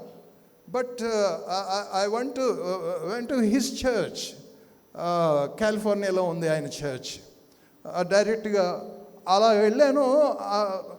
డైరెక్ట్ అపాయింట్మెంట్ ముందుగా కుదరలేదు. జస్ట్ నేను వెళ్ళకముందే ఆయన బయటకు వెళ్ళాడు అని తెలిసింది. అసిస్టెంట్ ఉన్నాడు, he's a Telugu man. Rick Warren assistant Telugu man. ఆ ఆఫీస్లోకి తీసుకెళ్ళాడు. పర్పస్ డ్రివెన్ చర్చ్ ఆయన ఏదైతే రాశాడో ఆయన టీచింగు పీపీటీలు మొత్తం నాకు ఇచ్చేసాడు, సెట్. ఆ కాపీ తీసుకొచ్చి ఇచ్చాడు. నేను చాలా చోట్ల ఈ చర్చ్ ట్రైనింగ్లు ఇవ్వడానికి నేను దాన్ని కూడా వాడుతున్నాను. కారణం ఏంటంటే సంఘం గురించి మాట్లాడేటప్పుడు ఆయన ఉద్దేశాలు నెరవేర్పు కోసం సంఘం ఉంది అనేది మనం గుర్తు చేయడం కోసమే నేను ఈ మాటలు ప్రస్తావన చేస్తున్నాను. Right, another reason to protect his people. సంఘంలో ఉన్న అవయవాల్ని ప్రొటెక్ట్ చేయటం కోసం, సంరక్షించడం కోసం సంఘం సంరక్షించబడాలి. క్రీస్తు సంఘం, దాని కొరకు నాయకత్వం కావాలి. నాయకత్వం లేకపోతే ఆ సంరక్షణ అనేది ఉండదు, భద్రతా భావం అనేది ఉండదు. భద్రతలో సంఘం నడవాలంటే వీ నీడ్ లీడర్షిప్. మనం ఏం మాట్లాడుతున్నాం? వై లీడర్షిప్ అనేదే మనం మాట్లాడుతున్నాం. ఫైనల్గా అనదర్ రీజన్, ఇది కూడా ఒకసారి చూడండి. To benefit for every member of the church. ఇలాంటి కంప్లీట్ స్లైడ్స్ గబుక్కుని ఏదైనా అవసరం అనుకుంటే you can take the picture. ఇలాంటివి వాడుకోండి, సెల్ ఫోన్స్ ఉన్నాయి కాబట్టి. లేదా మీరు నోట్స్ జాగ్రత్తగా మెయింటైన్ చేస్తే it's okay, no problem. These are 5 important reasons why we need church leadership. నేను ఈ స్టార్టింగ్ అవర్లో ఆ లీడర్షిప్ కాన్సెప్టే నేను మాట్లాడుతాను. కాకపోతే లీడర్షిప్ ట్రైనింగ్ చాలా వాస్ట్ ట్రైనింగ్ ప్రోగ్రామ్స్ ఉన్నాయి. 3 days 6 days అలాంటి ట్రైనింగ్లు ఇచ్చే కరికులము ఉంది. అది భవిష్యత్తులో నేను మీకు అందిస్తాను, అవి మీరు వాడుకోవచ్చును. ఫైన్. అనదర్ థింగ్, మూడవ క్వశ్చన్ నేను వేసాను, ఎలాంటి నాయకత్వం అని ప్రశ్నించాను స్టార్టింగ్లో. ఎలాంటి నాయకత్వం కావాలి మనకి? What type of leadership we need for our own church? What type of leadership, ఎలాంటి నాయకత్వం కావాలి అని అంటే there are certain mixed concepts. అది కొంచెం జాగ్రత్తగా మీరు గమనించండి. మన సంఘానికి ఎలాంటి నాయకులు కావాలి? యూజువల్గా నాయకత్వం అనగానే మైండ్కి వచ్చే కొన్ని మాటలు ఉంటాయి సహజంగా. ఈ మాటలు చూడండి. There are 5 reasons why people follow someone. అంటే ఇప్పుడు రాత్రి నేను అడిగాను, సంఘంలో ఎంతమంది ఉన్నారు, ఎన్ని కుటుంబాలు ఎన్ని ఉన్నాయని స్పెసిఫిక్గా ఏం చెప్పలేదు, కానీ మోర్ దెన్ 2000 కాంగ్రిగేషన్ లేదా 3000 కాంగ్రిగేషన్ అనే మాట వాడారు. పెద్ద సహవాసం ఇది, చాలా చక్కని సంఘం. కానీ ఈ 3000 మంది లేదా 2000 మంది నాయకత్వాన్ని ఎంచుకునేటప్పుడు దేని మీద ఆధారపడి నాయకత్వాన్ని ఎంచుకుంటారు? What type of leaders you want to choose? Of course నేను ఎలక్షన్ జరగకముందు మాట్లాడితే కొంచెం నా విధానం, నా అప్రోచ్ వేరుగా ఉంటుంది. ఆల్రెడీ అయిపోయారు కదా, ఎలక్ట్ అయిపోయిన తర్వాత నేను కొత్తగా మాట్లాడేదే ఉంది. అయినా కానీ we need to check some points. ఇది మనం చెక్ చేసుకోవాలి. ఏ రకమైన నాయకత్వం మనకి కావాలి అని అంటే కింద బ్రాకెట్లో ఈ మాట వాడాను నేను. 5 kinds of power or attitudes. Telugu పదం తెలుసు కదా మీకు, వైఖరి. ఎలాంటి వైఖరితో ఉన్న నాయకత్వం మనకి కావాలి? అసలు మనం ఎంచుకున్న వాళ్ళకి ఎలాంటి వైఖరి ఉంది? ఇది కూడా ఆలోచించుకోవాలి, బోత్ సైడ్స్. మనం ఎలాంటి వాళ్ళని ఎన్నుకుంటున్నాం, వాళ్ళు ఎలాంటి వాళ్ళు అని ఆలోచిస్తే పెక్యులర్ రీజన్స్ కొన్ని నేను ప్రస్తావన చేస్తాను, only for the sake of check our selves. ఎలా ఎన్నుకున్నాం అనేది ఆలోచించడానికి. మళ్ళీ మీరు అనేది మీరు ఏం భావించకండి, కొన్ని మొహోటం లేకుండా మాట్లాడే అలవాట్లు ఉన్నాయి. అందుకే నాకు ఆ ఎదురు కెమెరా ఉంటే నాకు కొంచెం భయం. మనసు విప్పి మాట్లాడనీయకుండా చాలా ప్లాన్డ్గా కంట్రోల్ చేస్తారు వీడియో పెట్టి. దీని వెనకాల ఏం ప్లాన్లో నేను నాకు తెలియదు. Anyway fine. ఒక మాట, బలవంతం, కోయర్సివ్ అని అంటారు, బలవంతం. కొంతమంది సంఘానికి మేమే నాయకులం, ఎందుకంటే మా వాళ్ళే మొదలెట్టారు ఈ సంఘాన్ని. అంతే కదా, చాలా చోట్ల ఉంది ఇది, ఇక్కడ కాదు, ఎక్కడికి పోయినా ఇదే సమస్య. మళ్ళీ అదే నేను గౌకని చెప్పైతే రికార్డ్ అయిపోతుందని నేను కట్టేసుకుంటున్నాను నా మాటలని. హైదరాబాద్లో ఒక సంఘానికి ఇది ఇలాంటి ఓరియంటేషన్ ఇచ్చాను.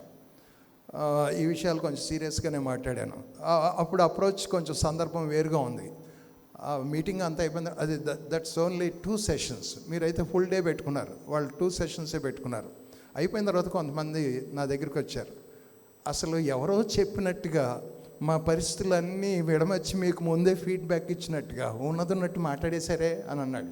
ఫస్ట్ టైం నేను ఆ చర్చిలో నిలబడటం, నాకు తెలియదు. కాకపోతే విషయం ఏంటంటే ఆ చర్చి అపాయింటెడ్ పాస్టర్, ఆర్గనైజ్ చేసిన పాస్టర్స్ వీళ్ళంతా మా అలమ్నై, మా ద్వారా ఎక్విప్ చేయబడ్డారు. చాలా కాలం తర్వాత వాళ్ళు సంఘానికి నాయకులయ్యారు. ఎనివే ఈ మాటలు చెప్తున్నాను, బలవంతంగా నాయకత్వం మీద రుద్దపడటం అనేది ఆరోగ్యవంతమైన విధానం అయితే కాదు. That is not healthy concept. ఆరోగ్యవంతమైన విధానం అని అంటే దైవికమైన విధానంలో నాయకత్వంలోకి రావాలే కానీ మేమే మొదలుపెట్టాము, మేము మా తరమే మొదలెట్టాము, మా తాతలే మొదలెట్టారు, అందువల్ల మా నాయకత్వం లేకుండా ఎక్కడికి కుదరదు అని అనేవాళ్ళు ఉంటారు కొంతమంది. అది కొంచెం జాగ్రత్తగా చూసుకోవాలి. అఫ్కోర్స్ ఎవరో ఒకళ్ళు పరిచర్ని ఇనిషియేట్ చేయాలి. అది కొనసాగించబడాలంటే తర్వాత తర్వాత తర్వాత తర్వాత తరాన్ని మనం ఎక్విప్ చేయాలి, వాళ్ళకి అందించాలి. మన తర్వాత తరం నిలబడి పనిచేస్తుంటే ఆ ముందు తరం చూసి ఎంత సంతోషంగా చూస్తారో, భలే చక్కగా చేస్తున్నారు మనోళ్ళు, ఆ సంతోషం కావాలి తర్వాత తరాన్ని చూసినప్పుడు. అంచేత బలవంతపు నాయకత్వం అనేది సరైన విధానం కాదు. రెండో విషయం, ప్రయోజనాన్ని, అంటే ఈ వ్యక్తికి లీడర్షిప్ ఇస్తే అతని వల్ల మనకి చాలా ప్రయోజనం ఉంటుంది అని ఆలోచించే వాళ్ళు ఉంటారు. అంటే మేబీ ప్రతి నెల ఒక 50,000 ఇచ్చేస్తాడు, లేదా చర్చ్కి ఏ ఇన్స్ట్రుమెంట్ అయితే ఆ ఇన్స్ట్రుమెంట్ కొనేస్తాడు, కాబట్టి అతను కనుక మనం కమిటీలో పెట్టుకుంటే మనకి చాలా ప్రయోజనం కదా అని ఆలోచించే విధానాలు కూడా ఉన్నాయి. నిజమే, ఆర్గనైజేషన్స్లో ఇలాంటి సిచ్యువేషన్ ఉంది, సంఘాల్లో కూడా సిచ్యువేషన్స్ ఉన్నాయి. ఆయన కనుక పెడితే ఈ ప్రయోజనం ఉంటుంది. ఈ ప్రయోజనం అంటే ఎక్స్టర్నల్ బెనిఫిట్స్ని ఎక్స్పెక్ట్ చేస్తారు కొంతమంది, బాహ్య సంబంధమైన ప్రయోజనాలు ఆశించి అతన్ని, అంటే అతను బిలీవర్ కావచ్చు కాకపోవచ్చు, విశ్వాసి గుణలక్షణాలు ఉండొచ్చు ఉండకపోవచ్చు, వాల్యూ సిస్టమ్ ఉండొచ్చు ఉండకపోవచ్చు, బట్ అతను కనుక పెడితే మనకి ఏదో ఒక ప్రయోజనం కదా.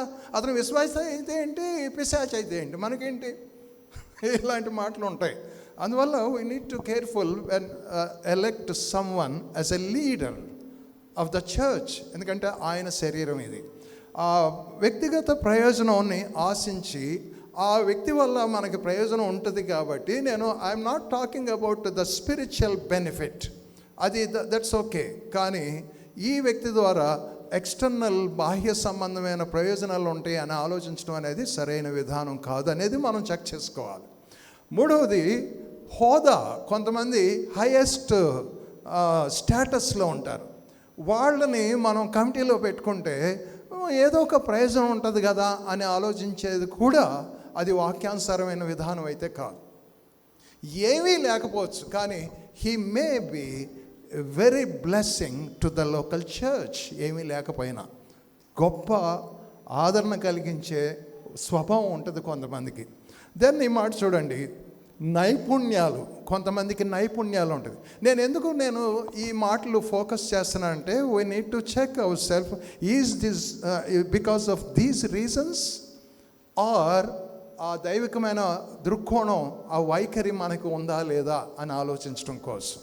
ఆ ఎక్స్పర్టిజం ఉంది కాబట్టి, మీకు తెలుసా పెద్ద పెద్ద సహవాసాలు ఇలాంటి ఎక్స్పెక్ట్ చేసి కొంతమంది లీడర్షిప్లోకి తీసుకోవటాన్ని బట్టి, వాళ్ళు మారు మనసు లేకపోయినా తీసుకోవటాన్ని బట్టి పెద్ద పెద్ద సహవాసాలు కూడా గొడవల్లో ఇరుక్కున్న సంగతులు మనం చూస్తాం. ఇప్పుడు మీడియా ప్రభావం ఎక్కువ ఉంది కాబట్టి ఎక్కడ తనుకుంటున్నా వీడియోలు వచ్చేస్తున్నాయి మనకి. నేనేమి పేరు పెట్టి పైకి చెప్పాల్సిన అవసరం లేదు. తెలుగు రాష్ట్రాల్లో భయానకమైన పరిస్థితులు సంఘాల్లో, నాయకత్వాల్లో కనపడుతూ ఉన్నాయి. అంచేత we need to check our self. Finally సేవక లక్షణాలు, సర్వెంట్ మైండ్, సర్వెంట్ యాటిట్యూడ్. అంటే కేవలం ప్రభు ఏమన్నాడంటే, పరిచర్య చేయించుకోవటానికి నేను రాలేదు, పరిచర్య చేయటానికి నేను వచ్చాను. అలాంటి ఆ బెండ్ అయ్యే నేచర్ నాయకత్వానికి ఉంటే, అందరినీ ప్రేమించగలిగిన, అందరినీ సమానంగా చూడగలిగిన యాటిట్యూడ్ ఉంటుంది.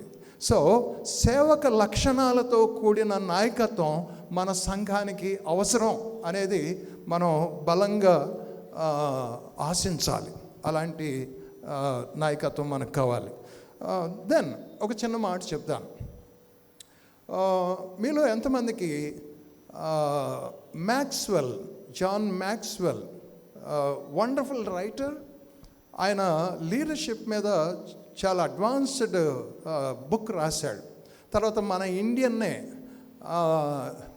డిసౌజా, ఏమంటారు, ముంబై మరాఠీ కదండి, మహారాష్ట్ర అంటే మరాఠీ కదా, డాక్టర్ డిసౌజా, ఆయన లీడర్షిప్ మీద ఒక అద్భుతమైన పుస్తకం రాశాడు. అంటే the leader within you అనే పుస్తకం రాశాడు. He was Haggai international faculty. వాస్తవానికి నాకు విషయాలు తెలియదు, కానీ 92లో ఆ బుక్ నేను కొన్నా. ఎందుకంటే మా ఆర్గనైజేషన్ నడిపించడం కోసం ఐ షుడ్ లెర్న్ సంథింగ్ అని చెప్పి ఆ బుక్ నేను కొని చదివేశాను. నేను అనుకోకుండా 95లో సింగపూర్ అడ్వాన్స్డ్ లీడర్షిప్ ట్రైనింగ్కి నేను సెలెక్ట్ అయ్యి నేను అక్కడికి వెళ్ళాను. తీరా చూస్తే నేను చదివిన పుస్తకం ఆథరే ఎదురుగా నిలబడి క్లాసెస్ టీచ్ చేస్తున్నాడు. ఆ ఫారెన్ ఎడిషన్ బుక్స్ అందరికీ సప్లై చేశారు. 35 మెంబర్స్, 19 దేశాల నుంచి 35 మందిని సెలెక్ట్ అయ్యాం. ఆ బుక్ చేతికిచ్చి దానిలో నుంచి కొన్ని కాన్సెప్ట్స్ నేర్పించడం మొదలుపెట్టాడు. అద్భుతమైన పుస్తకం. మీకు ఎవరికైనా లాంగ్వేజ్ బ్యారియర్ లేదు అనుకుంటే ప్లీజ్ ఆ పుస్తకం కొనండి, చదవండి, ప్రిన్సిపల్స్ అర్థమవుతాయి. ఎందుకంటే మీరు నాయకత్వంలో ఉన్నారు కాబట్టి. అలాంటి బుక్ ఒకటి మీరు సంపాదించుకోగలిగితే బాగుంటుంది. జాన్ మ్యాక్స్వెల్ లీడర్షిప్ గురించి లేదా లీడర్ గురించి ఇచ్చిన నిర్వచనం ఇది. అద్భుతమైన నిర్వచనం. దాని మీద మీరు చదవండి జాగ్రత్తగా. A leader is one who knows the way, goes the way and shows the way. ఎవరు నాయకుడు అని అంటే, నాయకుడు అంటే ఎవరు, సింపుల్గా నిర్వచనం చెప్పడం. Define leader. నేను లీడర్షిప్ గురించి తర్వాత మాట్లాడతాను. Who is a leader? The leader who knows the వే, అంటే ఎటు వెళ్ళాలో దారి తెలిసిన వ్యక్తి, ఆ దారిలో నడవగలిగిన వ్యక్తి. నేనైతే నడవను, మీరు నడవండి అంటాను కుదరదు. లీడర్షిప్ అన్న తర్వాత ఎటు వెళ్ళాలో తెలిసి ఉండాలి, ఆ మార్గంలో నడవగలిగిన కెపాసిటీ ఉన్నవాడు, అవగాహన ఉన్నవాడై ఉండాలి, ఆ మార్గాన్ని నడిచి చూపించగలిగిన వాళ్ళు ఉండాలి. Shows the way. 3 points: nose the way, goes the way and shows the way. Wonderful concept. ఈ కాన్సెప్ట్లో నుంచి ఒక 3 మాటలు నేను హైలైట్ చేసి నేను కంటిన్యూ చేస్తాను. ఈ 3 మాటల్లో నుంచి అద్భుతమైన మాటలు, ఈ భావనలు ఉంటాయి. ఒకటి, the leader establishes the direction. అంటే ఎటు వెళ్ళాలో తెలియకుండా నాయకత్వం వహించలేడు కదా. ఎటు వెళ్ళాలో తెలిసిన వాడే ఒక డైరెక్షన్ ఇవ్వగలడు. నాకేంటో తెలియకుండా నేను ఇంకొకరికి డైరెక్ట్ చేయలేను. డైరెక్టర్ అంటే అర్థం ఏంటి? డైరెక్ట్ చేసేవాళ్ళు. అంటే ఒక విధానాన్ని ప్రజెంట్ చేసి we need to go this way. We need to go like this అనాలి. మనం ఇలా వెళ్ళాలి, ఇలా నడుచుకోవాలి, ఈ పని చేయాలి అని ఒక డైరెక్షన్ ఇవ్వాలి. అలా డైరెక్షను ఎవరు ఇవ్వగలరంటే ఆ పర్సన్ ఆ మార్గం ఏంటో తెలిసి ఉండాలి. నోస్ ద వే. ఆ వే తెలియకుండా డైరెక్షన్ ఇవ్వలేడు. మీరు సంఘానికి 3 సంవత్సరాల పాటు నాయకులుగా మిమ్మల్ని సంఘం ఎన్నుకుంది. అంటే ఈ కాంగ్రిగేషన్ మొత్తం కలిసి ప్రార్థనాపూర్వకంగా మమ్మల్ని అందరినీ మీరు నడిపించండి అని ఎన్నుకున్నారు. మరి ఎటు నడిపించాలో, ఎక్కడికి నడిపించాలో తెలియాలి కదా. ఎటు నడిపించాలో తెలియకపోతే నాయకులుగా అవ్వలేరు కదా. అంచేత you need to establish something, develop చేయాలి. ఇది సంగతి, ఇలా నడుద్దాం మనం అని చెప్పగలగాలి ప్రతి నాయకుడు. ఇంకొక కాన్సెప్ట్ ఏంటంటే he motivates and inspire them to move in that direction and to fulfil the vision. అంటే ఆ డైరెక్షన్లోకి చెప్పడమే కాదు, మోటివేట్ చేయాలి, ప్రోత్సహించాలి, ప్రేరేపించాలి. ఇది మంచిది, ఇలా వెళ్తే మంచిది, ఈ నిర్ణయం తీసుకుంటే మంచిది. చాలామంది ఏం చేస్తారంటే నాయకులుగా ఎన్నుకుంటారు కానీ వాళ్ళని పని చేయనీరు. పని చేయకుండా కొన్ని స్ట్రింగ్స్ పెట్టేస్తారు. స్ట్రింగ్స్ అంటే తెలుసు కదా, అంటే అటతీకలు పెట్టేస్తారు అంతే. మీరేంటి గిటార్ బాగా వాయిస్తారా? స్ట్రింగ్స్ అని అంటే మీరు వెంటనే కనెక్ట్ అయిపోయారు. Good good. సో ఆ విధానంలో సెట్ చేయటమే కాదు, ఆ విధానంలో వెళ్ళేలాగా మోటివేట్ చేయాలి, ప్రేరేపించి ప్రోత్సహించి ఆ డైరెక్షన్లో నడిచేలాగా అల్టిమేట్గా ఉద్దేశం నెరవేరాలి. ఇక్కడ విజన్ అనే మాట వాడాను. If possible, God willing, last సెషన్లో విజన్ గురించిన మాటలు మాట్లాడతాను నేను. విజనరీ లీడర్ గురించి మాట్లాడదాం అనుకుంటున్నాను. మనకంటూ ఒక దర్శనం కావాలి కదా. మళ్ళీ దర్శనం అంటే ఇంకెక్కడికెక్కడికో వెళ్ళబాకండి, చాలా రకాలు ఉన్నాయి అందులో. కుదిరితే క్లారిఫై చేయడానికి ట్రై చేస్తాను. యు నో సంథింగ్, బట్ కొన్ని కాన్సెప్ట్స్ కొత్తగా యాడ్ చేసి మీకు చెప్పడానికి నేను ట్రై చేస్తాను. 3వ కాన్సెప్ట్ మీరు ఇది గమనించండి. He align the people in that direction. అంటే ఏర్పాటు చేసిన ఆ డైరెక్షన్లో దానికి అనుగుణంగా ప్రజలు నడిచేలాగా, ఆ సంఘం యావత్తు దానికి ఆ డైరెక్షన్కి అనుగుణంగా నడిచేలాగా అలైన్ ద పీపుల్. అంటే he align the people in that direction. ఆ డైరెక్షన్ ప్రకారం నడుచుకోవాలి. దాని ప్రకారం నాయకత్వం ఒకటి సెట్ చేయాలి. ఆ సెట్ చేసిన డైరెక్షన్లో వెళితే ఏం ప్రయోజనం అనేది ప్రోత్సహించాలి, ప్రేరేపించాలి, దాని ప్రకారం నడిచేలాగా ఉండాలి. ఇది జాన్ మ్యాక్స్వెల్ ఎక్స్ప్లెయిన్ చేసిన ఇది. మ్యాక్స్వెల్ ఇంగ్లీష్ చదవగలిగిన అలవాటు ఉన్న వాళ్ళు, యంగ్ పీపుల్ ఎవరైనా సరే ఆ బుక్ కొనండి. ఆన్లైన్లో దొరుకుద్ది, లేదా బుక్ షాపుల్లో, మెయిన్ బుక్ షాప్లో దొరకవచ్చు. పెద్ద బుక్ షాపులు అయితే ఓఎం బుక్ షాప్స్ ఉన్నాయా, బహుశా కర్నూలులో ఉండాలి ఓఎం లాంటివి. డెఫినెట్గా you will find John Maxwell leadership. Anthony D'Souza గురించి కూడా నేను మాట్లాడాను కదా. యాంథోనీ డిసౌజా రాసిన బుక్ నన్ను నేను ఫైన్ ట్యూన్ చేసుకోవడానికి నాకు బాగా ఉపయోగపడింది. ఇప్పుడు సంగతి కాదు, ఎర్లీ 90s గురించి నేను మాట్లాడుతున్నాను. ఈ హగాయ్ ట్రైనింగ్ ప్రోగ్రామ్స్ ఇచ్చేటప్పుడు లీడర్షిప్ కాన్సెప్ట్ నేను టీచ్ చేసేవాడిని ఎర్లీ 90sలో. ఆ తర్వాత మా పరిచయలో సంఘాలకి కావాల్సినవి అన్ని డిజైన్ చేయటం దేవుడు నాకు కూడా అవకాశం కల్పించాడు. ఫైన్. ఇంకొక 1-2 మాటలు చెప్తాను ఈ సెషన్లో. ఇదంతా ఫండమెంటల్ థాట్సే ఫస్ట్ సెషన్. సెకండ్ సెషన్ కొంచెం ప్రాక్టికల్గా వెళ్తాను. భోజనం అయిన తర్వాత మిమ్మల్ని నిద్రపోనీయకుండా కొన్ని విషయాలు మాట్లాడతాను. భోజనం అయిన తర్వాత నిద్రపోయే హక్కు కూర్చున్న వాళ్ళకు ఉంటుంది, నిలబడి మాట్లాడేవాడికి ఆ హక్కు ఉండదు. అది అన్యాయం, అది చాలా అన్యాయం. ఆ టాలెంట్ ఎలా చూపిస్తారో నేను ఆఫ్టర్నూన్ ఫస్ట్ సెషన్ నేను చూస్తాను. నాకు చాలా ఇష్టం ఇలాంటివి. అందువల్ల మా ప్రోగ్రామ్స్లో ఆఫ్టర్నూన్ సెషన్సే నాకు ఎక్కువ ఇస్తారు. ఎందుకంటే వాళ్ళని నిద్రపోనేను, నేను నిద్రపోను. చూద్దాం మీరు ఎలాంటి భోజనం పెడతారో దాని మీద ఆధారపడి ఉంటుంది మధ్యాహ్నం సెషన్. ఏంటండి అలా నిరుత్సాహం? మరి నా సంగతి ఏంటండి? మీరు బాగానే ఉంటారు, మరి నేను మాట్లాడద్దా నిలబడి? ఏంటి ఆయనతో అలా చెప్పిస్తున్నారేంటి మీరు? నిజమేనా? అమ్మ సాయంత్రం దాకా ఉంటారా ఉండరా? వీళ్ళు పెట్టేది వెజ్జేనంట. పాస్టర్ గారు మీరు వీళ్ళ సంగతి కాస్త చూడాలి మీరు. Anyway fine. The foundation foundational elements of leadership. నాయకత్వానికి ప్రాథమికమైన సూత్రాలు. మీ దగ్గర బైబిల్ ఉందని అనుకుంటున్నాను, అందరి దగ్గర. కోర్స్ ఈ రోజుల్లో బైబిల్ కూడా ఈ ఫోన్లోనే యాప్లు పెట్టుకొని చదివేస్తున్నారు. మీరు ఎలా చదివినా నాకేం ప్రాబ్లం లేదు.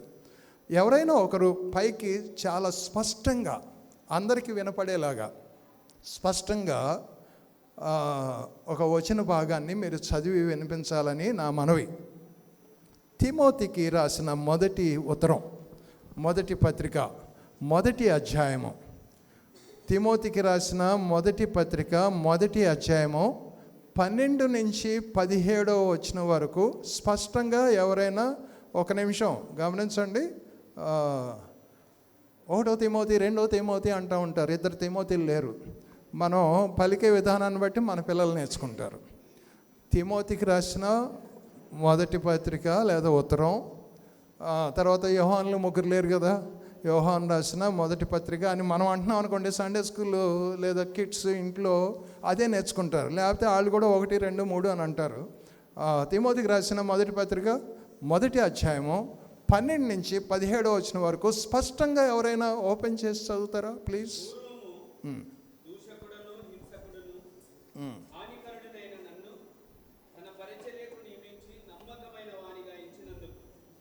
నన్ను బలపరిచిన మన ప్రభు అయిన క్రీస్తు యేసు కృతజ్ఞుడనై ఉన్నాను. తెలియక అవిశ్వాసం వలన చేసింది గనుక కనికరింపబడింది. మరియు మన ప్రభు యొక్క కృపయు క్రీస్తు యేసునందున్న విశ్వాసమును ప్రేమయు అత్యధికముగా విస్తరించెను. పాపులను రక్షించుటకు క్రీస్తు యేసు లోకమునకు వచ్చెనను. వాక్యము నమ్మదగినదియు పూర్ణ అంగీకారమునకు యోగ్యమైనదినై ఉన్నది. అట్టి వారిలో నేను ప్రధానుడను. అయినను నిత్య జీవం నిమిత్తం తనను విశ్వసింపబో వారికి నేను మాదిరిగా ఉండులాగున యేసుక్రీస్తు తన పూర్ణమైన దీర్ఘశాంతమును ఆ ప్రధాన పాపినైన నాయందు కనపరచునట్లు నేను కనికరింపబడితిని. సకల యుగములలో రాజయుండి అక్షయుడును అదృశ్యునగు అద్వితీయ దేవునికి ఘనతయు మహిమయు యుగ యుగములు కలుగును గాక. ఆమేన్. Thank you. మీ ఉచ్చారణ కూడా చాలా బాగుంది, చక్కగా చదివారు మీరు. మీకు ప్రత్యేకమైన వందనాలు. ఈ 6 వచనాలు అంటే 12 నుంచి 17 లెక్క పెట్టుకుంటే మేబీ ఒక 6 వర్సెస్ కదండి. 6 వచనాల్లో ముఖ్యమైన మాటలు కొంచెం హైలైట్ చేస్తాను. ఇవి మన నాయకత్వానికి పునాది సత్యాలుగా ఉండాలి. మన నాయకత్వం దేని మీద ఆధారపడింది అని అంటే ఈ విషయాలు కనపడితే బాగుంటుంది. ఇవి గ్రహించడానికి మీరు ప్రయత్నం చేయండి. నెంబర్ 1, ఈ మాటలు మీరు గమనించండి. Our foundation in leadership depends on Christ. కేవలం క్రీస్తు మీద ఆధారపడి మన నాయకత్వం ఉంది అనేది మన మైండ్లో. Not because of me, only because of him. నేను చాలా సందర్భాల్లో ఒక మాట చెప్పనండి. ఎవరైనా నన్ను బాగా గుర్తెరిగిన వాళ్ళు, నాకంటే వయసులో పెద్దవాళ్ళు, నన్ను కలిసిన వెంటనే లేదా నేను కనపడిన వెంటనే, హే సురేష్, హౌ ఆర్ యూ అని అంటారు. ఎలా ఉన్నావు, బాగున్నావా అని అంటారు. నేను సాధారణంగా ఎవరైనా అలా పలకరిస్తే నా నోటంటే వచ్చే సహజ సిద్ధమైన మాట ఏంటంటే, ఐఎమ్ ఎక్సర్సైజింగ్ హిస్ గ్రేస్ అని చెప్తాను. నేను ఆయన కృపని నేను అభ్యాసం చేస్తున్నాను నా బ్రతుకులో అని అంటాను. నేను ఈ మాట చెప్పడం నాకు చాలా కాలం నుంచి అలవాటు అయిపోయింది. అంటే every moment of my life ఆయన కృప మీద ఆధారపడింది. మళ్ళీ చెప్తున్నాను, మీ నాయకత్వం not because of you, only because of him. ఇది గుర్తుపెట్టుకుంటే మన నాయకత్వ శైలి సమూలంగా మారిపోద్ది. నేను కదా అని అన్నారు అనుకోండి, అక్కడి నుంచి డిటీరియేషన్ స్టార్ట్ అవుద్ది. ప్రాక్టికల్ ఎగ్జాంపుల్స్ చెప్పాలంటే చాలా చెప్తాను. నేను నా లైఫ్లో నేను అనుభవించిన ఆ ఇలస్ట్రేషన్స్, నంబర్ ఆఫ్ ఇలస్ట్రేషన్స్ చూపిస్తాను నేను. సో మన నాయకత్వ పునాది, ఆ బేస్, ఆ ప్రాథమికమైన ఆధారం ఏంటంటే ఓన్లీ డిపెండెన్స్ ఆన్ క్రైస్ట్. ఇది గుర్తుపెట్టుకోండి. మెయిన్ కమిటీ కావచ్చు, ఉమెన్ కమిటీ కావచ్చు, సండే స్కూల్ కావచ్చు, యూత్ కమిటీ ఉన్నారా ఇక్కడ? యూత్ కమిటీ ఒకటి, రెండు. యూత్ కమిటీ వాళ్ళు వెనకాల కూర్చోవాలా? అయ్యా మీ చైర్స్ తెచ్చుకోండి, ఇట్లా వరుసగా 4 వేసుకోండి ఇట్లా. అసలు మీరు కనపడిపోతే ఎట్లా? రండి రండి, యూత్ కమిటీ ముందుకు రండి.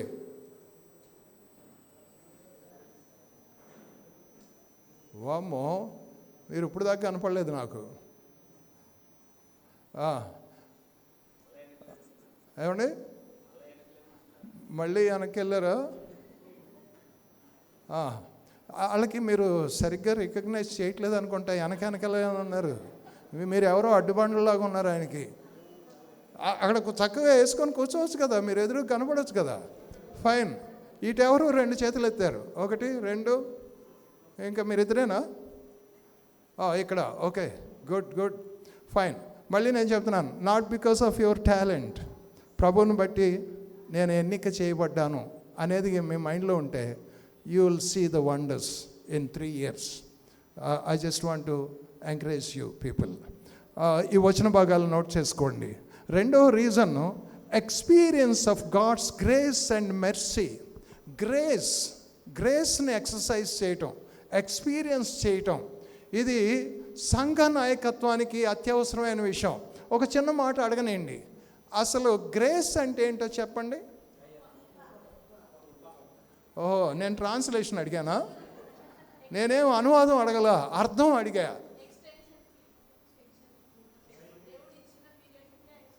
ఎక్స్టెన్షనా? ఏంటి మీ నాయకత్వం ఎక్స్టెన్షనా ఏంటి? మళ్ళీ చెప్తాను. అంటే ఎవరన్నా చెప్తారా అసలు గ్రేస్ అంటే ఏంటి? నేను ట్రాన్స్లేషన్ అడగల.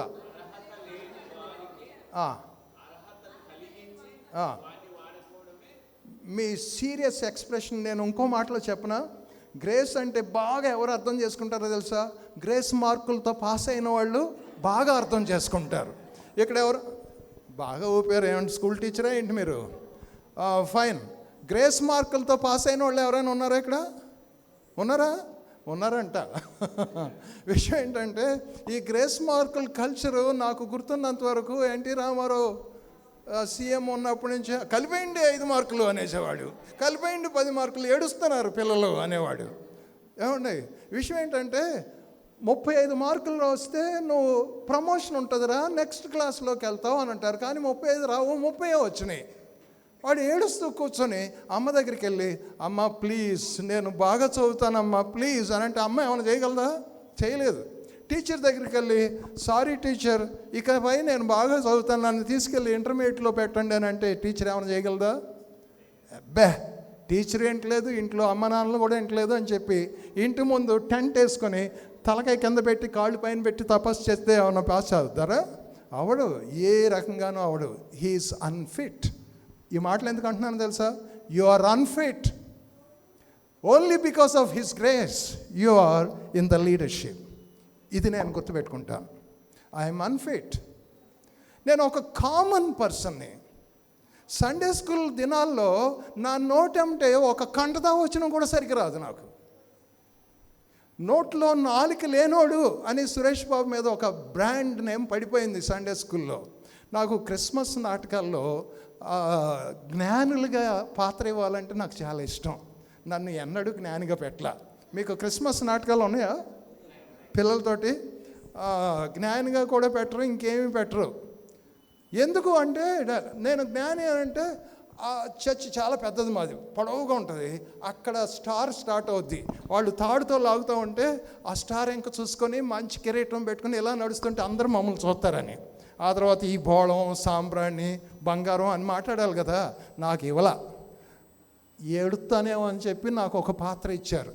ప్రవక్తలు చదివిన ఆ వచనాలు చదవాలి అని చెప్పి 5 ప్రవచనాలు ఉన్నాయి కదా, ఆ 5 పెట్టారు. నేను ఆఖరుణ్ణి. నాకు కూడా యెషయా గ్రంథంలో ప్రవచనం నా చేతికి ఇచ్చారు. నాకు కంటత రాలా, నాకు ఆ వచనం కంటత రాలా. సరే, లైన్లో నిలబెట్టారు. తెర ఓపెన్ అయింది. మా చేతిలో క్యాండిల్స్ ఉన్నాయి. క్యాండిల్ లైట్లో ఒక్కొక్కరు ఆ ప్రవచనాన్ని పైకి చెప్పాలి.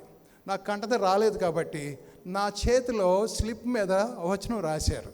ఆ స్లిప్ పెట్టారు. క్యాండిల్ ఉంది, స్లిప్ పెట్టారు. చదవటమే నాకు కావాల్సింది. అంతే, 4 చదివేశారు.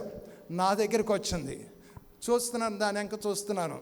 ఏలయనగా మనకు శిశువు పుట్టాను. తర్వాత తెలుసా,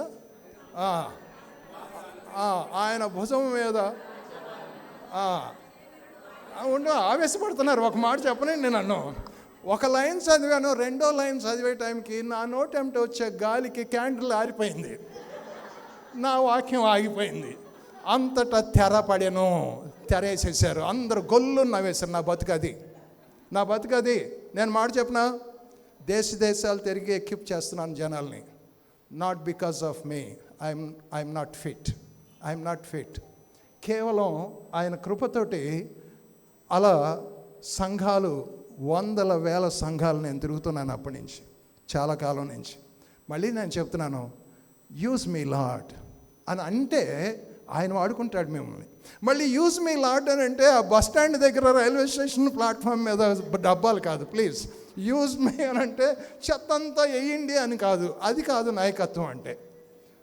ఆయన చేతిలో మనం వాడబడాలి.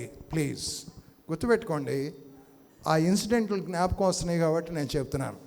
కేవలం ఆయన కృప మీద మీరు ఆధారపడ్డారు. ప్లీజ్ ఈ 3 ఏళ్ళు కృపని ఎక్సర్సైజ్ చేయండి. సంఘం కోసం నిలబడండి. ఫైన్. ఇంకో మాట చూడండి, కమిట్మెంట్ టు ద గాస్పల్. నాయకత్వంలో ఉన్న వాళ్ళకి సువార్త సత్యాలు అర్థం కాకపోతే కుదరదు. సువార్త సత్యాల పట్ల నీకు ఒక నిబద్ధత కావాలి. ఆ కమిట్మెంట్ తోటి సంఘాన్ని నడిపించాలి నువ్వు. లేకపోతే సువార్త సత్యాలు ఆధారంగానే సంఘం కట్టబడింది. ఆ సువార్త సత్యాలు నీకు అర్థం కాకపోతే నువ్వు లీడర్షిప్లో నువ్వు పనికిరావు. ప్లీజ్ ఎబిలిటీస్ కంటే సువార్త సత్యాలు కావాలి. ఆ గాస్పల్ ట్రూత్స్ అర్థం అవ్వాలి. చాలామందికి నేను 8th క్లాస్లో మారు మనసు పొందాను. నన్ను నడిపించిన తీరు వేరు, కానీ నాకు విడమర్చి చెప్పిన వాళ్ళు లేరు. నువ్వు ఉపవాసం ఉండి తిండి తినకుండా కొన్ని రోజులు అలా కూర్చొని చర్చిలో కూర్చొని ప్రార్థన చేస్తుంటే దేవుడు నీకు వాగ్దానం ఇస్తాడు అని చెప్పారు. నాకు అలాగే చెప్పారు. ఇవన్నీ సీక్రెట్లు మాట్లాడదామంటే రికార్డ్ చేస్తున్నారు, నేనేం చేయను. It's okay. నీ పాపాలన్నీ కళ్ళ ముందు రీల్లాగా కనపడితే అన్నీ ఒప్పుకో అన్నారు. నేను పాపాలు అన్ని రీల్లాగా కనపడే పాపాలు నేను ఎక్కడ చేశాను నాకు తెలియదు కదా. స్కూలు, చర్చి, ఇల్లు తప్పితే నాకేం తెలియదు. సినిమా హాల్స్ కూడా తెలియదు. మరి ఇంకేం పాపాలు? ఊరికి ఎంతసేపు అని ప్రార్థన, ప్రభు క్షమించను అంటే పక్కకు వచ్చి నీ కళ్ళల్లో నీళ్లు కనపట్లేదు, నీ రాతి హృదయం అంటే నేనేం చేయను 8th క్లాస్లో. అంతకుమించి నాకేం తెలియదు కదా. 2వ రోజు అయిపోయింది, 3వ రోజు కూడా ఉపవాసం. అఫ్కోర్స్ ఉపవాసం అంటే కొంచెం డిఫరెంట్ స్టైల్. ఆ టైంలో ఇంటి దగ్గర నుంచి 3 చపాతీలు, 2 అరటికాయలు, గ్లాసుల పాలు అవుతుంది. అదేం ఉపవాసం నాకు అర్థం కాదు. అలా 3 రోజులు నన్ను కూర్చోబెట్టి భయపెట్టారు. ఏదో ఒక నోటికి వచ్చిన వాక్యం చెప్పమన్నారు. ఆ వాక్యం వాగ్దానానికి సంబంధించిన, కుమారి నువ్వు స్వస్థపరచబడ్డావు అని వాక్యం వచ్చింది అనుకోండి, నీకు రక్షణ వాగ్దానం, ఇలాగా నడిపించారు నన్ను. అది క్లారిటీ లేదు కదా. ప్రభువుని అంగీకరించాను, అది యథార్థం. ప్రభా, నువ్వు నా కొరకు మరణించావు, నన్ను రక్షించు, నేను నిన్ను అంగీకరిస్తున్నాను ఒక రక్షకుడిగా. అయిపోయింది, అక్కడికి అయిపోయింది. కానీ ఈ థియరీ నన్ను మిస్లీడ్ చేసింది. ఆ తర్వాత స్టూడెంట్స్ మినిస్ట్రీలో వాక్యాన్ని విడమర్చి ఎక్స్ప్లెయిన్ చేసిన తర్వాత, సువార్త అంటే ఇదా, అప్పుడు అర్థమైంది నాకు. నేను ఎందుకు చెప్తున్నాను తెలుసా?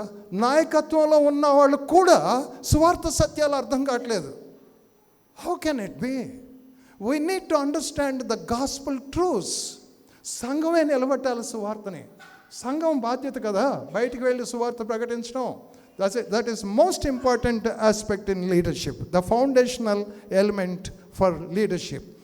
అండ్ దెన్ ఈ మాట కూడా చూడండి, లైఫ్ ఆఫ్ ఎగ్జాంపుల్. ఒక మాదిరికరమైన జీవితం కావాలి. ఇది ఈ వచన భాగాలన్నీ పౌలు తాను ఎక్స్ప్లెయిన్ చేసుకుంటూ రాసిన మాటలు ఇవన్నీ. Life of example. అందుకని ఆ వచన వర్డ్స్ కూడా నేను ప్రస్తావన చేశాను. 12వ వచనంలో డిపెండెన్స్ ఆన్ క్రైస్ట్, అదే కనపడుతుంది మీకు. ఎక్స్పీరియన్స్ ఆఫ్ గాడ్స్ గ్రేస్ 13వ వచనం మొదటి భాగంలో కనపడుతుంది. తర్వాత 15, 16 commitment. And then life of example 16వ వచనం. అండ్ దెన్ ఫైనల్లీ వర్షిప్ అని అంటే మీరు గమనించండి, ఐఎమ్ సారీ, ఇక్కడ వర్షిప్ లీడర్స్ ఎవరైనా ఉన్నారేమో, నేను మిమ్మల్ని ఉద్దేశించి నేను నెగిటివ్గా మాట్లాడుతున్నాను అనుకోకండి. వర్షిప్ అంటే రిథమిక్గా ఇట్లా కాళ్ళు తడుతా చేతులు ఊపుతా, ఇది కాదు వర్షిప్. డెవలప్ అయిపోయింది అన్ని సంఘాల్లో, ఒక దావానంలాగా వెళ్ళిపోతుంది. That is not worship. ఈ మధ్య పాట ఎవరైనా రాసి ఆ పల్లవిలో ఆరాధన ఆరాధన అని 4 మాటలు పెడితే చాలు, అది వర్షిప్ సాంగ్ అయిపోద్ది. మీనింగ్లెస్. వర్షిప్ అంటే చేతులు ఊపటం కాదు, కాళ్ళు ఊపటం కాదు. Worship, you need to recognize who he is, who God is. అది వర్షిప్. ఆయన ఎవరు, ఆయన సర్వాధికారం ఏంటి, ఆయన సార్వభౌమత్వం ఏంటి, ఆయన గుణ లక్షణాలు ఏంటి, అది గుర్తించటమే ఆరాధన. ఆయన సార్వభౌముడు, సర్వాధికారి అని నువ్వు గుర్తిస్తే ఆటోమేటిక్గా నీ తల వంగుద్ది. ఒక అథారిటీ, ఒక కలెక్టర్ దగ్గరికి వెళ్ళారనుకోండి, బిగ తీసుకుని ఇట్లా వెళ్ళరు, చాలా హంబుల్గా ఉంటారు. ఒక జిల్లా అధికారి ముందు, ఒక ఆఫీసర్ ముందు హెడ్ వంచి గుడ్ మార్నింగ్ సార్ అని అంటారు. ఇదండి recognizing his authority. That is worship. కాళ్ళు కొట్టడం, చేతులు ఊపటం, హడావుడి చేయటం, అదంతా అయిపోగానే ఇక కంటికి కనపడకుండా వెళ్ళిపోవటం. ఎంటర్టైన్ చేయకండి అలాంటి సంఘాల్లో, ఎక్కడ కూడా, ఇక్కడ కాదు, ఎక్కడైనా సరే. అది కాదు వర్షిప్. ఆరాధన అంటే ఆయన దైవత్వాన్ని ఒప్పుకోవటం, ఆయన గుణ లక్షణాలను గుర్తించటం, ఆయన సర్వాధికారాన్ని అంగీకరించడం, అది ఆరాధన అంటే. సో దీస్ ఆర్ ఎన్నున్నాయి 5 elements, 5 important elements for hour leadership. The foundational truths about leadership. నాయకత్వం అంటే ఇది అర్థం చేసుకోవాలి. ఫైనల్లీ ఇంకొక మాట చూపించి నేను ముగించేస్తాను, సింపుల్గా హైలైట్ చేస్తాను, ముగించేస్తాను. 12, it's already 12 key characteristics of the leader. ముఖ్యమైన గుణలక్షణాలు. ఇవి నేను ఎక్స్ప్లెయిన్ చేయను, కానీ జస్ట్ మీ కళ్ళ ముందు పెట్టడానికి నేను ట్రై చేస్తాను. నాయకత్వం యొక్క ముఖ్యమైన గుణలక్షణాలు ఏంటి అని అంటే, these are the things. Number 1, future focused. నాయకుడు ఎప్పుడు కూడా భవిష్యత్తు మీద ఏమనాలి, అచ్చ తెలుగులో ట్రాన్స్లేటర్స్ ఎవరున్నారు, ఫోకస్ అని అంటే అచ్చ తెలుగు ఏం మాట్లాడాలి? భవిష్యత్తు మీద దృష్టి. మీరు ట్రాన్స్లేటరా? మీ హెల్ప్ కావాలి నాకు. టీచర్, తెలుగు టీచరా ఏంటి? Anyway, thank you. భవిష్యత్తు మీద దృష్టి పెట్టాలి. నాయకుని యొక్క గుణ లక్షణాలు ఇది, ఇంపార్టెంట్ గుణ లక్షణం ఇది. Future focused. 2, strategic thinker.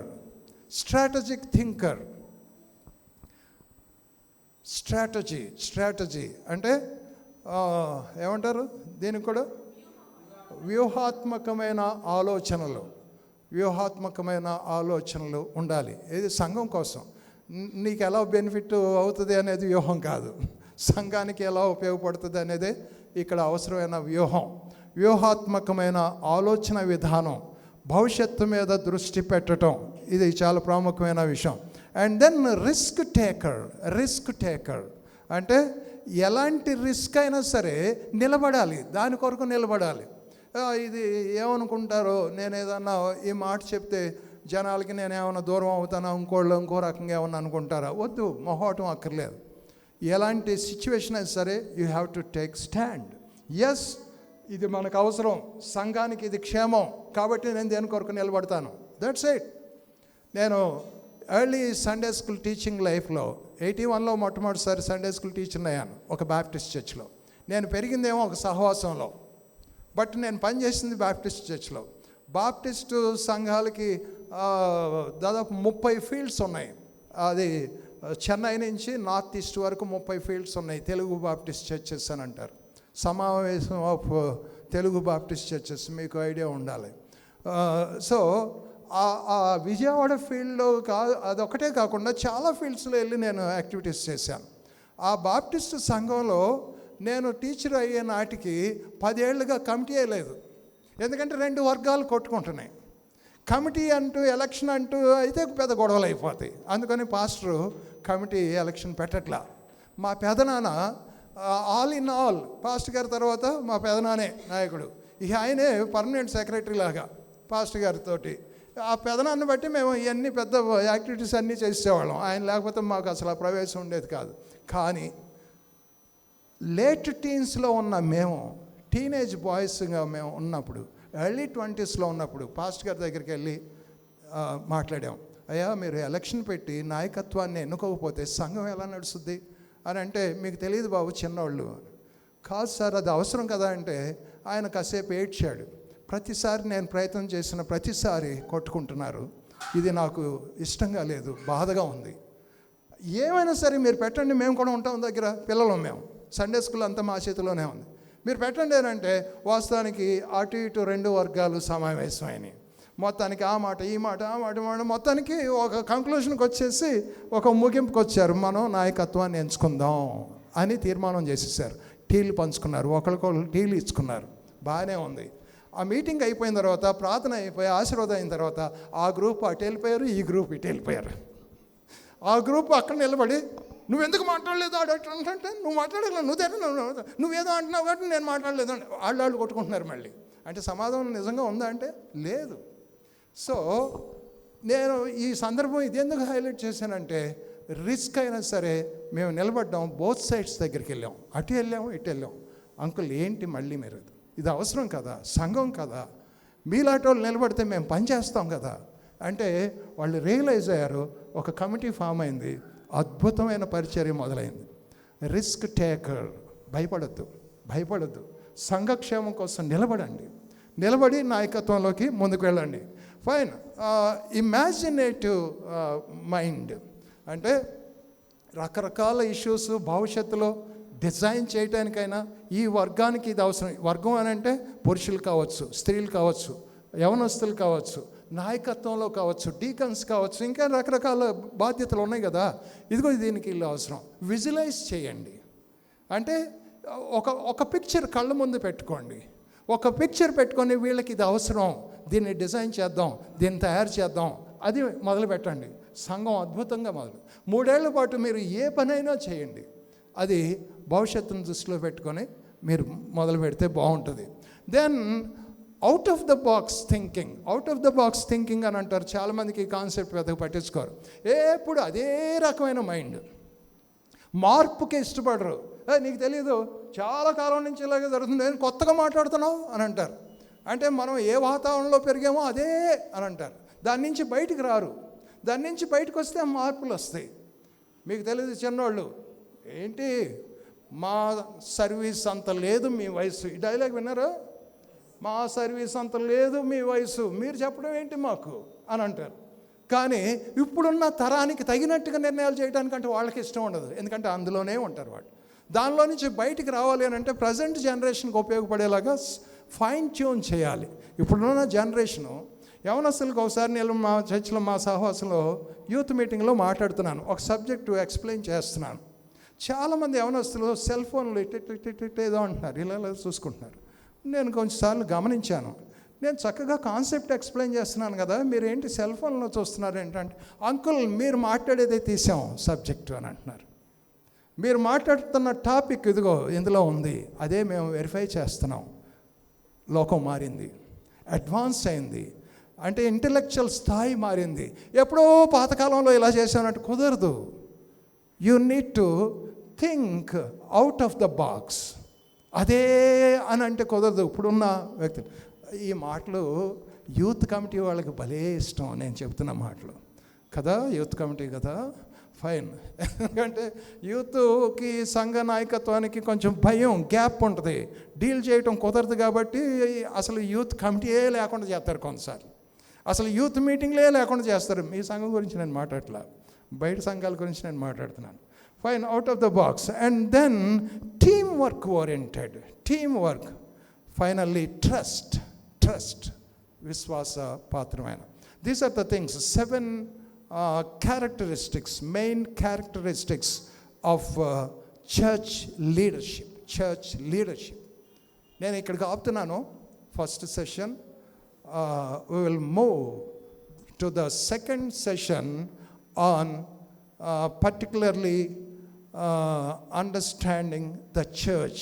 You need to understanding your own church. Second సెషన్లో నేను మాట్లాడతాను. దానికి ముందు ఒక 5 నిమిషాలు కొంచెం అలా గ్యాప్ తీసుకోండి. ఎవరైనా వచ్చి ఒక చిన్న చక్కని పాట పాడితే, పొద్దున ఎవరో చాలా చక్కగా పాడారు, పాడండి. తర్వాత సెకండ్ సెషన్లోకి వెళ్దాం. ఎందుకంటే మీకు టీ ఇవ్వట్లేదు వీళ్ళు. అఫ్కోర్స్ టీ తాగనోడికి బాధ ఏం లేదు, నాలోటోడికి ఏం బాధ లేదు. ఫైన్. ఒక 5 minutes బ్రేక్ తీసుకోండి. Will go to second session.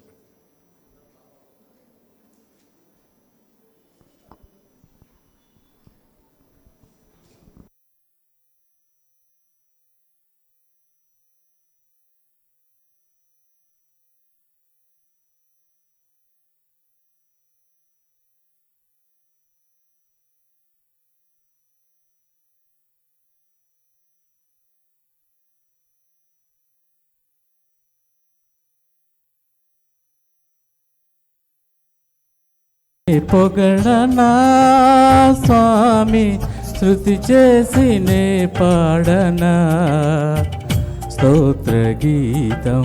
Hallelujah hallelujah hallelujah hallelujah hallelujah hallelujah hallelujah hallelujah.